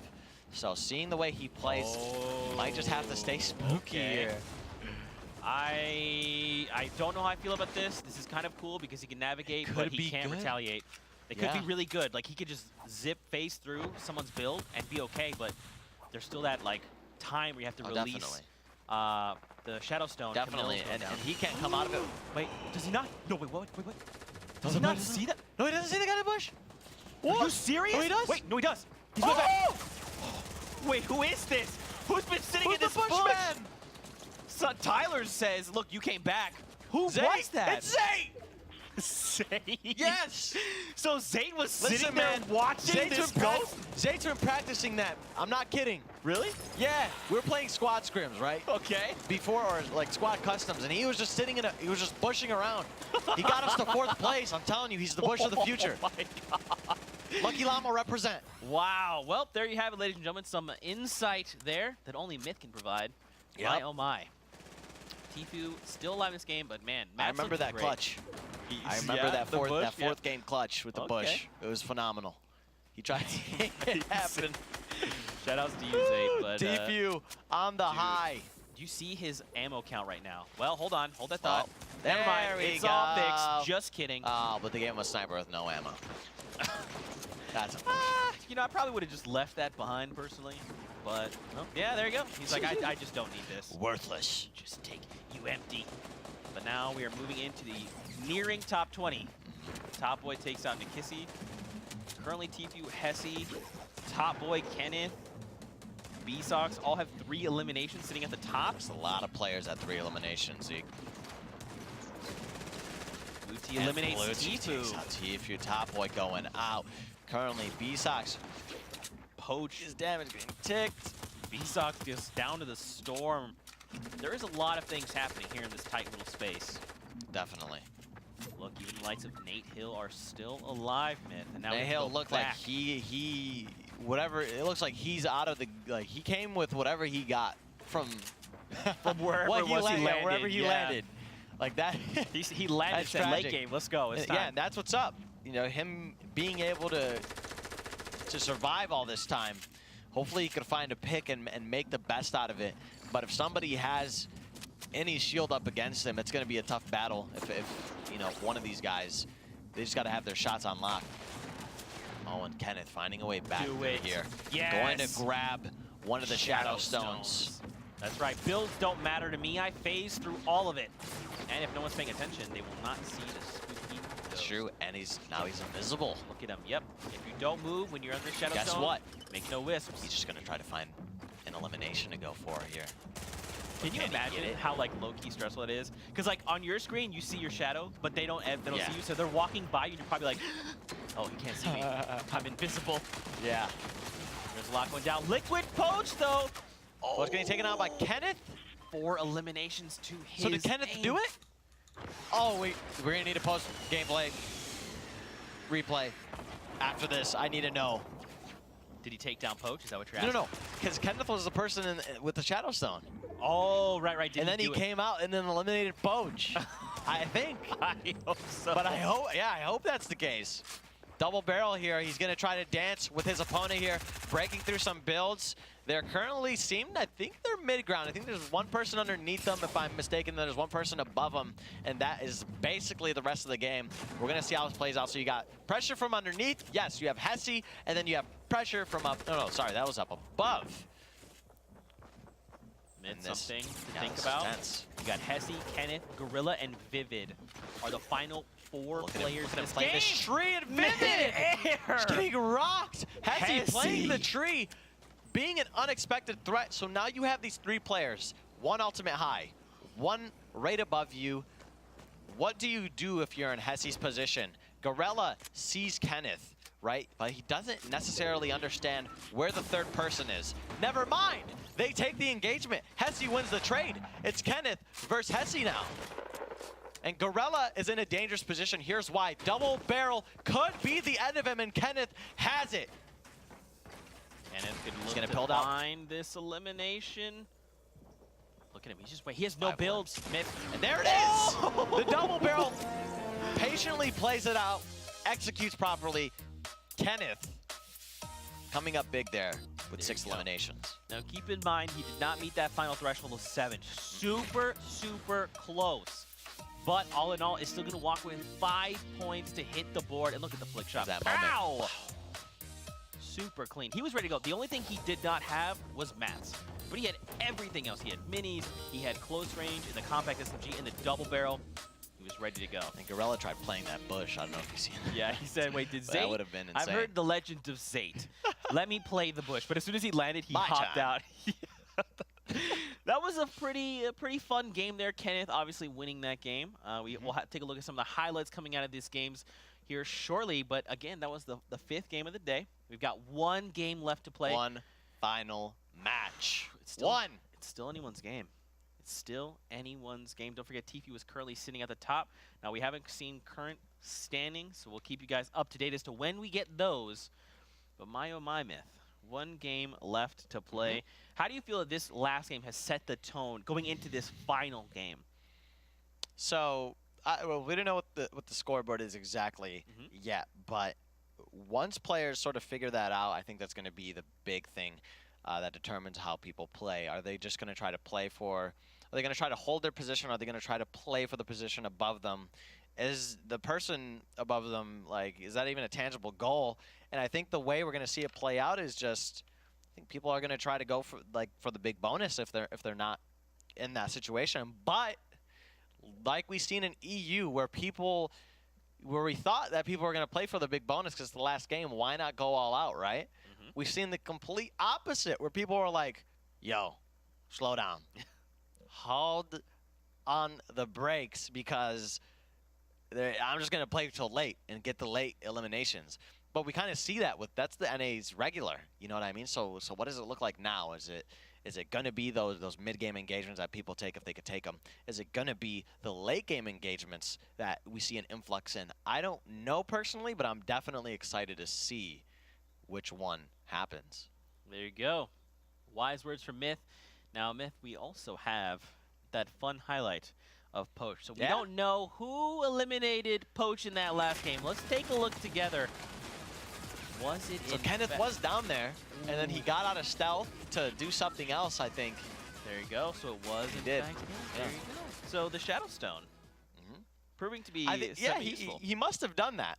Yeah, Right? I think so. It wasn't in the replay there, but he must have like seen them fighting, outed of stealth, and just like, I'm in here now, buddy. Like let's go. Time to fight. Yeah. So I'm There you happy go. that I seen that. Yeah. That was fun. I like that we've seen a lot of different tools used. You got things like the Shadow Stone, you got things like the Stink Bomb, things you don't typically see, and a lot of these players are saying, hey, look, we're going to use all these things. We have all these tools available to us. This is Fortnite. It's time to make these games our own. We also have some highlights coming in from this last game, so let's take a look at that. Awesome. Man. Roll it. Myth. Roll it. Myth. Things coming down to the wire. Final game coming up here shortly. I mean, God, this fight. there couldn't be more on the line for a lot of these players. Now, obviously, if you're Poach, you're like, dude, I am the only guy that's gotten the big bonus today. And you're probably feeling pretty good. If you're not Poach, you're probably going, man, why is Poach so good? Also, I would like a big bonus. So what I'm kind of hoping we see, the Zayt plays there. They tried, but Kenneth said, not today. I'm hoping we go into this final game, and like you're saying, people just, and we saw in EU, everyone slowed down. They're trying to play safer placement. I hope that's not the case here. I hope we go into this final game, and everyone's like, look, we're going to lay it on the line. It's the last game. It's the last game. I'm going to play my heart out.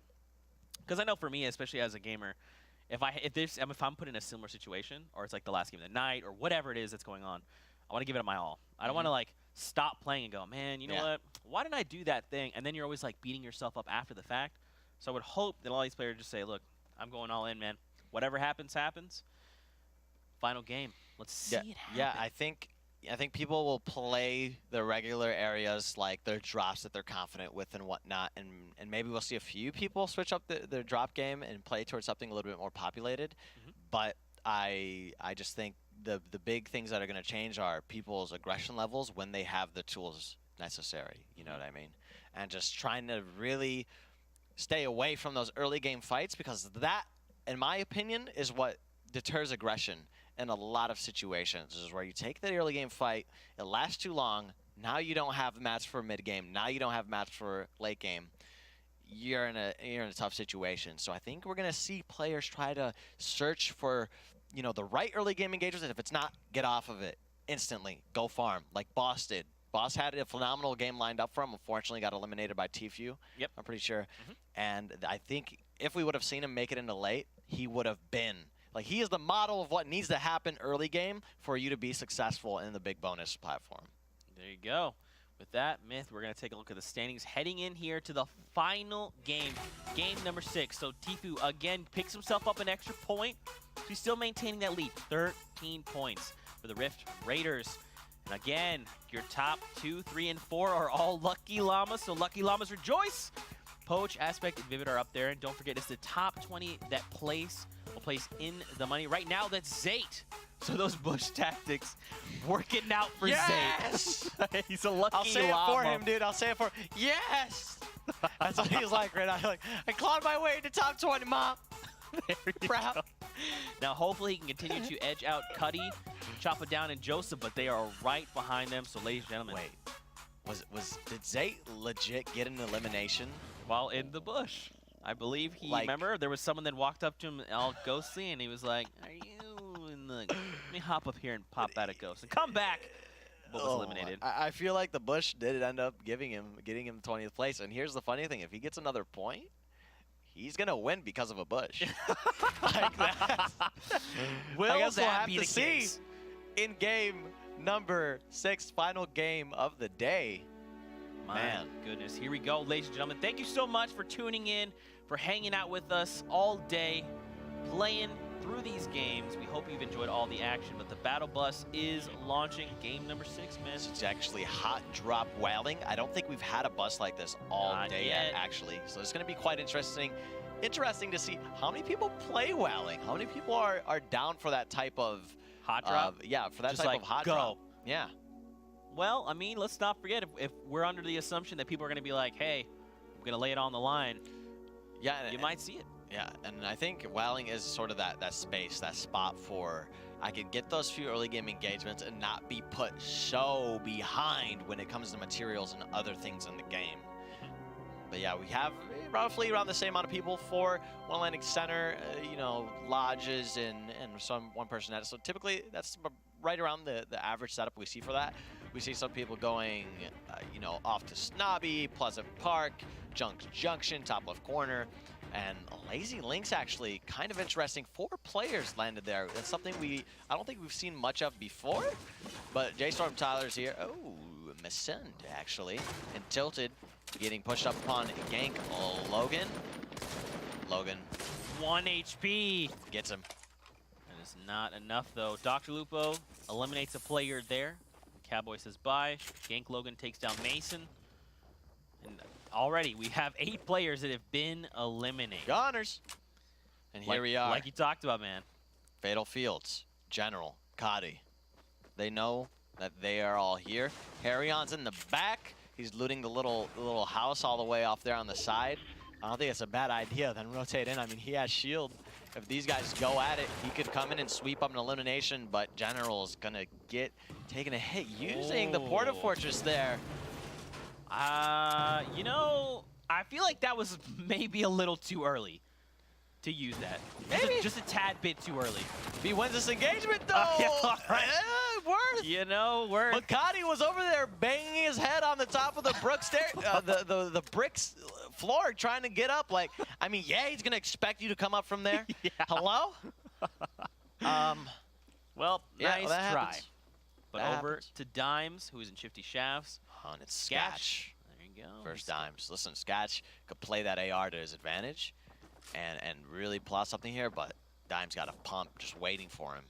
Waiting for him to make the wrong roof. See, Skatch wants him to play aggro toward him. That's why he's kind of like teasing him. Shooting at his wall, not really peeking out, making sure he doesn't have LOS, because he wants him to get close, then boom, jump up, double barrel him. Just take him out. So we'll see if Dimes falls for this bait, but I think he's going to play it out smart, play it slow, but you never know.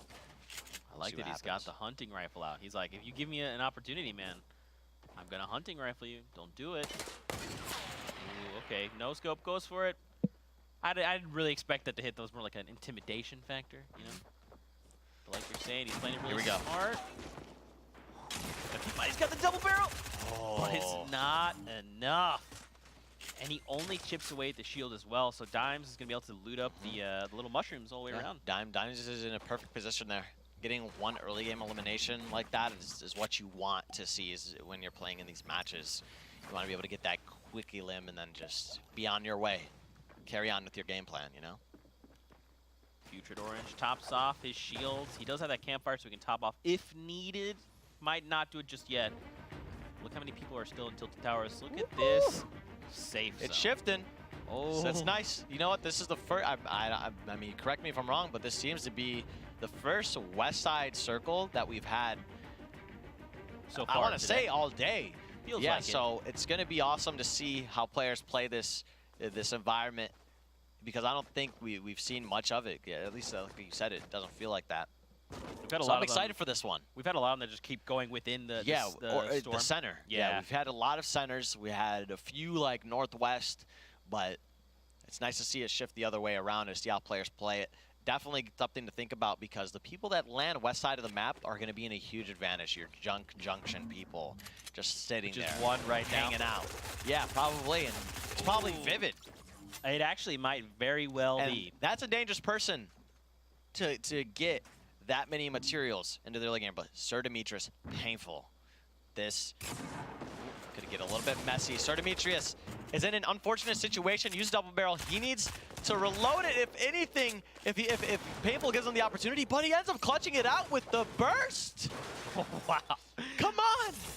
Oh, he's got a med kit there as well. Ammo, 2 med kits. Oh, dude. Listen, there's some times where like I think of stuff and I'm like, yeah, this makes sense, right? Right. And then players just like, they'll pull something out of their pocket and make something happen, and it just blows my mind. The burst rifle was there. That was enough to, and it's like, Excel's good. 4 kills, Excel's. Hello. Oh, Excel's cleared out Tilted. Oh my. Oh wait, someone else is Let's here. go. Dude, if he picks this up, he's gonna have 5 eliminations just to start the game. Early game, done. I'm walking out with 5 eliminations. Can he I do it? really, really want him to grab that heavy sniper rifle. Like, with everything in me, I want him to grab it and just go away, go farm, hide in the woods, and just don't worry about a thing. Just go farm buildings and tilt it for half the game if you have to. So you just want him to chill out as far as, like, to have the heavy sniper in his Yes, because reserve. then you could use that heavy sniper for that aggression late game, and you are a threat coming into people's 1x1s with 200 HP and a heavy sniper and a heavy shotgun. So he drops the grappler for the quad launcher. He's probably trying to make a play on this person in the other building. He's probably going to clear it out, but Yeah. not sure. He looks like he's going for that big pop-up. Mills here, little replay action. Get him, Mills. Ooh, clean pump shot Yeah. into the SMG spray down. There you go. Well played. The FPS finds a rift from a fellow Harryon. Yep. We've got another one, by the way. Look at him flying overhead. Oh, check the angle. Okay. Okay, production. All right. Here we go. Ashton is down below here. Is a white though. If anybody is to just take one shot at him here, and Ashton might be the person to do so. They're going to be relentless on Harryon, but it's a free glide. I'm surprised, and not the FPS is back into the swing of things. He sees these people posted up. Phenomenal player, by the way. A lot of respect out there for FPS. Also a llama. Yeah, and a llama. That's why I said that, actually. I actually, I mean, they flash. There it is. Just kidding, just kidding. FPS is actually like an OG of the comp community. Yeah. But yeah, you know, being like a llama helps. Yeah, that's true. And he's aligned here with Ashton. Oh, he's a heavy sniper. Ashton just bailing, dude. That's interesting. Ashton saw both these players, him and Harryon's landing, and then it's just like, nah, I'm good to keep doing my thing, but Here we are, Dusty Divot. 25 seconds till Dusty Divot starts to close in. You have 2, 4, 6, 8 people in the entirety of Dusty's, you know, the diner, the divot, everywhere. And none of them are in circle. All of them are going to have to push out, and none of them have taken the foresight to realize that. And instead, they're hyper-focusing this. Landjock should be the... Here we go. He's going to use his grappler just to get in a better position to where he can play for these picks with people that are going to have to rotate out of, hopefully. Out of the divot, that is. he sees KU down below. Oh, he sees. Okay. Yes. Yes. He's going for it. Just go. There you go. Perfect. And Landjock making, he could have stayed there for that fight the entire time, but not. Oh, Cells! He picks it up! Does he get a 60 limb off of it? Please. Yes! Oh, wow. Some of that quad launcher gameplay is what we've been wanting to see, Zeke. Unbelievable. Again, man, just utilizing it to its fullest. Again, it can hold 4 rockets. You can fire them off at will. And Excels, man, he's coming into this mid game with 6 eliminations. Keep in mind, Poach has the most on the day overall across NA and EU with 9. Yeah. Excels could pull this off, dude. I didn't know exactly what Excel's mat count was, but he definitely can if he just gets the right amount of mounts, materials, gets what he needs to solidify a position into this next circle, or the circle after this one. He'll be in a really good spot, and Fuzzy's going to be in a little bit of an engagement. We're talking over it for a bit, but boom, big shockwave. He knows he's white, though. He's going to go for the spray down from afar. FPS looking for any opportunity to get damage on. Fuzzy is literally digging his grave. Psych, he hopped out of it. And FPS is going to look for more opportunities to shoot some shots at him. I like that, man. That was really good. Fuzzy now super far away. And the FPS is like, okay. Well, I'm going to reload everything. Great fight. I'll see you at some point in the future. I don't think he's happy with that. He's relentless with this. He doesn't want to give him the opportunity to heal. But here we go. Excels, shifty shafts. This could be dangerous. If Excels does not notice the amount of people that are around him, this could all go downhill from here if he doesn't be aware. His opponent disengaged. It's time for him to disengage as well. He needs to get out of shifty shacks. He might even need to use these 2 grapplers to get out of here. In my opinion, I think he can make a rotation toward the rocks on the hill just west and get a really clean rotation out of here. But here's more players. Upshout is in the mines down below. He's probably too far. He can't hear the footsteps coming from Upshout. But he's just aware that somebody's around. He's trying to zero in. The storm is moving, though. We don't have a lot of time. 1:30. But take a look again. Excel's the closest right now with 6 eliminations. If he can get 2 more, that activates the big bonus. And he can. I believe he can. I believe. Look, Rogue Right Flower, here. though. Did you see that? He comes out of nowhere. He's got 5 now. Yep. Oh. Flower with 5. People are moving. Excels needs to get moving too. I think Excels might have put himself in a very bad situation that we're not talking about here. Excels was in a very, very good position, and making this rotation towards Shifty, taking the fight, taking those engagements has now set him behind dramatically. He would have been able to have a really good rotation into the circle if you were to play it up early, but Flower with his 5th elimination right here cleans it up and grabs it. But yeah, back onto Excels for a minute, and now he's gonna have to rotate into the zone late, find a position that's not gonna be there for him with 45 players remaining. It's a tough ask, and he might even have to rely on those 2 grapplers that he doesn't want to use. Saw him taking down the likes of Cloak. We see it in the elimination feed there. I mean, look, Rogue, Flower, right behind Excels. They are neck and neck here. And I mean, Flower just got bursted to shreds. Unfortunate, but he's not in a bad position overall to make this happen either. Yes, his HP isn't where it needs to be necessarily, but he could put it together still. Has a campfire. I doubt he wants to use it. Him not having HP might be his downfall, but I would love to see Flower still come out of it. He has a very big opportunity for a rotation here. We know he's on the edge of that mountain right off of Tilted. Right. And he could get something early possibly and solidify his position before anybody else does. He could be in a very good opportunity here, but now we're off to Salt FN with 1 elimination. And here we go. There he is, Excels. Excels. Look He at finds a all way. the opportunities, Smith. He found it. Okay, now keep in mind, he's right next to the safe zone we talked about. Doesn't have to go too far. The FPS, though, finds Wilds here in this elimination. There you go. Almost gets 3rd party. Almost. And now look, it's Land Jock. And here we go. The FPS knows he's low. Oh, he's saying, come on inside. Instantly going to start applying that pressure. Gets the edit. He's going to want to break that other one, though, before he could do basically anything. But he said, nah, why break the other trap when I could just break your structure because it's built on 1 wall? The FPS finds elimination back to Excels, though. Excels just, he's close. looking for it. He sees Horrify healing. This could be big. This could be the 7th elimination. I like this. He's just playing it slow. He doesn't have to force himself to this wall. He's just trying to see what he can do right now.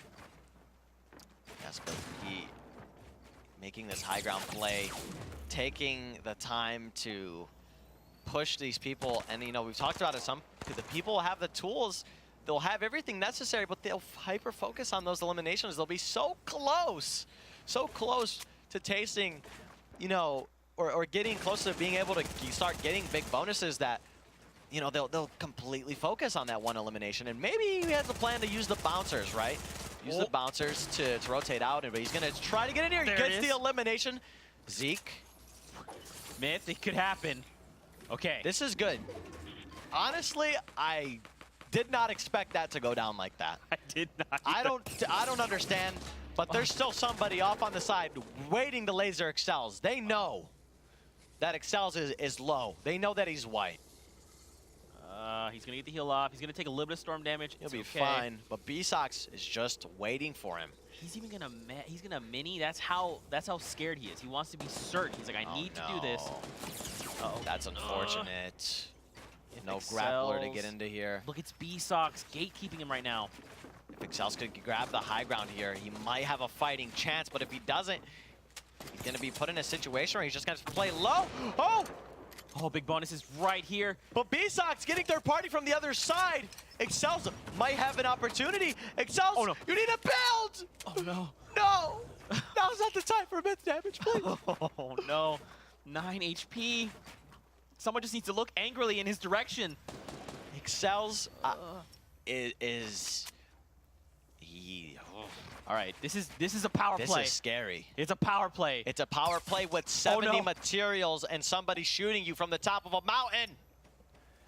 Oh my gosh. It ain't a power play. It's a last resort play. You're right. And I mean, He has no other options but to challenge B-Sox here, and will he find it? Oh! Spray can't seem to hit the shots that he needs. B-Sox taking out Excels, ruining his legacy, but I think more than anything, Excels might have put himself in the situations that he didn't need to be in. With that, B-Sox shuts it all down here in slow-mo. Now keep in mind, if he had gotten that extra elimination, he would have activated big bonus. That would have been 7.5K heading his way. But B-Sox said, not today, friends. No. This will be my legend.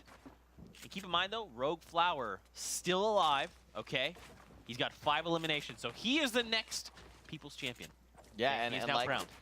And like I've seen Rogue Flower before, he wasn't in a bad situation material-wise. I don't know exactly where he is on the map, but he's not in a tragic situation like Excels was. And I think Excels played a situation, you know, phenomenally with the situations that he kept putting himself into, these situations where he has to waste mass, he has to play late for the rotation. He's gonna end up getting third-partied, of course, because of all those late rotations. But here we go, gank Brandon. He knows that he is white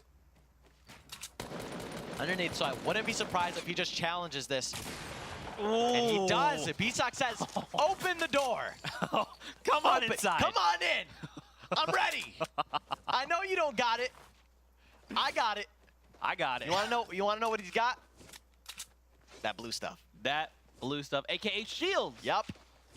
If you didn't know, when we refer to blue and white, it is blue being shield and white being the damage health to your health bar. So if you didn't know, now you know. Oh, Mr. Dog. No. Not like Yeah. this. Rex. Yeah, it might. Well, Triz picking it up. B-Sox here, 3 kills. Been marching his way through ever since, and 32 people into this zone, Zeke, and we've seen, like, I think this has been one of the circles where we had less people that have been alive and higher kill counts across the board. 5, 3, 3. Many people with 3 already at this point. And Flower picks up the 6th elimination. Myth, the dream lives on.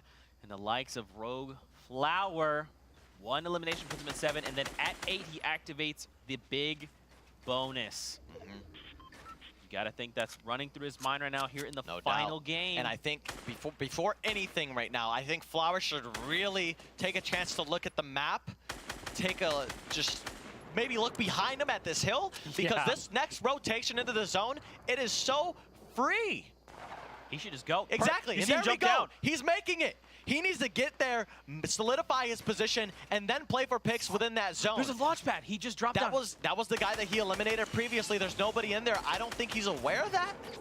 The thing is, taking a look, Nate Hill was very close by. There we go. He's building up for it. So this is Mills right here. Is that right?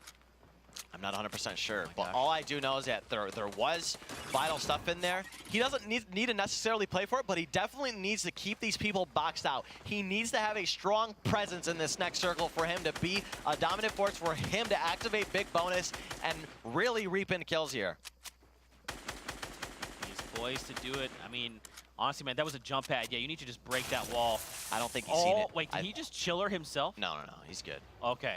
Oh, man, look at the loot there, dude. It's a launch pad. It's ammo, potentially mats, things like metal. Look at the AR count. He's just waiting for the rotation. He played the ice trap, waiting for him to run on the ramp into the spike trap. No, he's a genius. No way, the 200 IQ plays. Wait for it. We could see the lines. Flower can't. But will this person run straight into a trap? No. Will this he? happens, man. Please. This could be his 7th. He's coming closer. Let's make it like happen. the patience coming out of Flower. I hear steps. Wait, they're up top. They're above him. Yeah? Come on, just hit the chiller. Just hit the chiller. Nah, it's already passed. People have avoided it successfully. Flower's innovative plan doesn't work. I like seeing it, to be honest. I like seeing that come out of him. But he does see somebody right here. He's in the 1-by-1. He's playing for the spray down. Going for it with the spike trap, and Nate Hill. It's Nate Hill. Flower's tear. But it's both. It's Nate Hill and Camille's in one go. Wait, what? Yeah, they were both eliminated. Yeah. Wait, double spike trap? Yeah, it was a double spike trap. Coming out from Nate Hill. I don't even know. No, Nate Hill's still alive. He's probably like, wait, what? Look, he just moves over. He's like, oh, thanks, guys. Look at all the stuff I have now. That is insane. So now Nate Hill is where he needs to be. He has the potion, he has the mats, he has... What? Listen, you thought that you were going to go for this spike trap play. Nate Hill said, no, buddy. No, it's mine. And he hits another elimination, putting him at 3 on the board before placement. Has his kill, has his elimination points already. And now Nate Hill just needs to find that pocket to get into this next zone. He's playing low. EU Amaze with 5 eliminations, actually. Not the greatest amount of HP, but he could make big things happen here if he finds the right person to eliminate with that double barrel shotgun. 20 seconds of Storm Floats. He finds an opponent. He finds another one coming out of the zone. This could be big for Amaze, but they do have grapplers. They're going to leave. This is going up a hill. No. This could get dangerous for Amaze, and I don't think he's going to make it out alive. Man, you can't fight the mountain. You have to make those early rotations. Even B-Sox is going to go down here. It's just not enough. Wait. Oh, it's the FPS who finds 2 eliminations. He's at 5 now, man. 13 players left alive. We just saw Hysteria go down. Zate's alive. Vivid's down low. Hogman, ultimate low ground up there. Reverse 2K's up high. There's a lot happening right now. And now, look, we move on the opposite side of the mountain. Now they have to traverse around and over this mountain. Look, Psalm's not going to have a lot of time here. Oh, my God. It's already moving. But I think Psalm is doing the smart thing here. If he can, play for a pick. You know, why not? You have that loadout. If anything, Psalm could go on an absolute tear right now. And it could be scary. He could be super scary with that sniper. Right here. He shows up. Can't get into the box, though. He didn't push in with it. The opponent spike trapped it, so it's a good thing that he didn't. And he's just going to maintain mid ground, as there's somebody else playing high ground. Just 11 players left to go, Myth. Look at Coop. He's super low. Zate's down low. Reverse, maintaining that high ground with 300 metal. This isn't where you want to play high ground, Zeke. There are a few moments in my that I've noticed where high ground is good and high ground is bad. Ranger's down. And right now, the person that it's looking like this game is going to favor toward is actually Vivid beyond anybody. Being that high is not going to be fun when you need to push all the way down late game toward that person that is low ground that might have bandages if this does end up being a heal off. So this is going to be a pivotal moment if Reverse plays for low ground or not. Because if he needs to go now. But somebody's going to actually contest high ground, even though it might not. Oh, Reverse is at 6. And he gets him. But here's Reverse. He's playing for the low. He knows he needs to do it. And it's Vivid on the low. Will it work out in Vivid's favor? Unbelievable, Myth. Here we Final go, 2. Reverse, Vivid. They are right next to each other, touching noses. And Vivid takes the victory royale. Unbelievable, Myth. You called it out. Vivid the entire time playing lower to the ground, and it comes up huge for him. He gets him the victory royale. It puts him ahead of the competition, and we'll see the last moments here where Vivid handles this situation with such poise, such control. Just waits for him to spray through because he knows he has to push through him. He's waiting for that zone and just gets him. And you know, like we said about that high ground there, that's not the time where you want to play it. Vivid's probably feeling really good about that win, especially fighting against the mountain.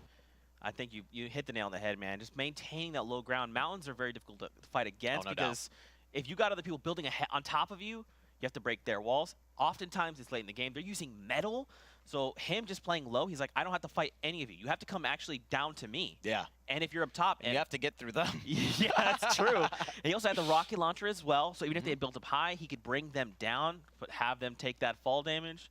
Yeah. Vivid coming up big there. So we got the victory out. That's 3 points. 5 eliminations going to put him with the additional 2. So that's going to be 5 points hitting the board for him.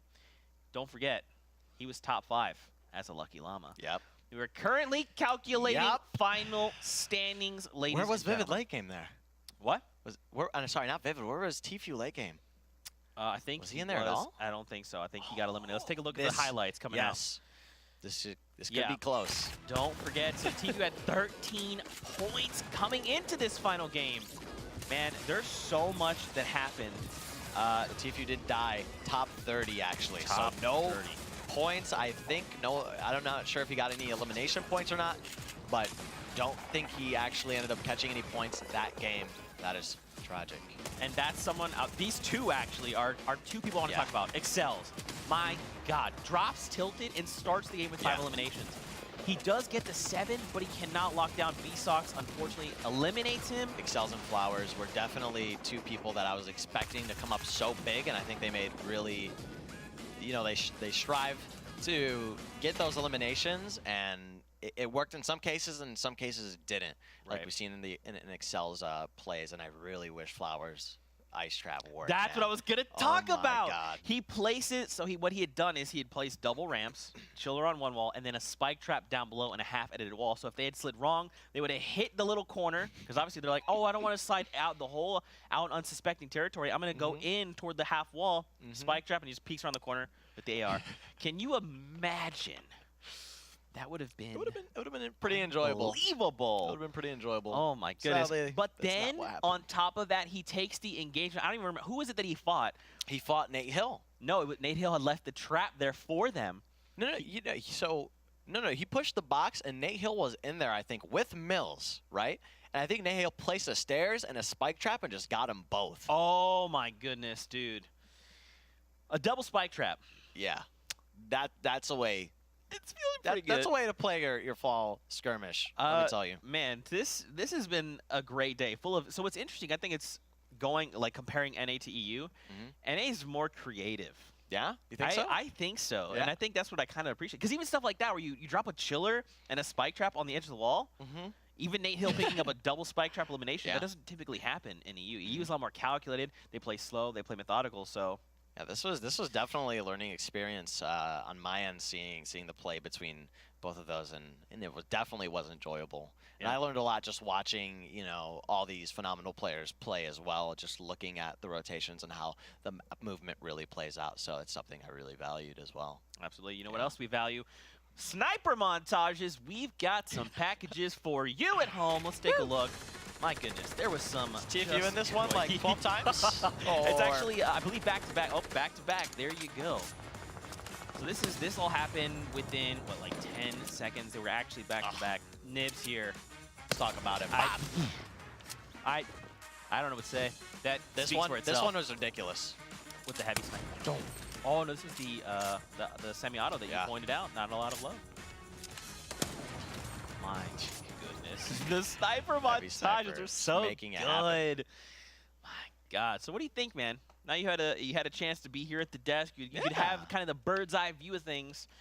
What do you think? What are you thinking? Tell me what you I got. want to play Fortnite. That's what You're I right. think, Let's man. get out of here. Let's get out of here. We're going to play Fortnite. But no, seriously though, it's fun casting. I hope that I was able to make an enjoyable cast for those that came out to watch. Something. Hopefully, I introduced something to the casting booth that hasn't been done before. Something that you guys aren't used to out of fall and even from summer skirmish. So that was my goal, and if I succeeded in that, then I am more than happy, and I hope that everybody had a great time watching at the end of it, Zeke. Yeah, it's been a great time casting with you, man. You've definitely provided some awesome insight, which I think a lot of folks at home appreciate. Now, someone else I'd like to talk about, Nate Hill. This guy shows up, does a lot of cool stuff. Man, I mean, Nate Hill, one of those precision players who's just consistent across the board, right? We saw him making top 20 pretty much, I believe, just about every game. But man, Yeah, oh man. he came in big, and this is he's been hungry for it too. Let's just be honest with it. He came into this fall skirmish wanting this, and he showed up, and he grabbed it. Yeah, just letting everyone know, look, I'm Nate Hill. Yeah. Now, the other thing to talk about, obviously, is Poach. Only player all day today to drop the big bonus. So keep in mind, as we're calculating final standings, he placed before placing. Isn't that crazy? Just to think about it, because we've heard some of the feedback from Fall Skirmish, and I see some of the posts from influencers and stuff, you know, more kill incentive is the #1 request. And then when it's there, no, it's not reached, and it's crazy. It's reached once. So that is crazy to kind of see it happen. And of course, that has nothing to do with anything, really. It's awesome that there's more kill incentive, of course. But it just, it blows my mind that nobody was able to reach it besides one player in one game. So I would definitely like to see maybe this format come back in the future and see how players play with it again, because I think players were just sinking their teeth in now. You know, into the Game 5, Game 6s, we started seeing more of those 5, those 6 kills on multiple players late game. So good. And I want to see more of that. People like Tfue who are showing up big. Again, Tfue got 2 wins back-to-back. He won, I believe, Game 2 and then Game 3. I mean, Tfue, man. The guy in the most complimentiest of compliments I could try to give you is, you're a robot. You just calculate everything all the time. You're like the Terminator. I mean, so here's the thing, right? We talked about it earlier. The way he plays is methodical. He doesn't overbuild. He never takes engagements that he doesn't feel he can win.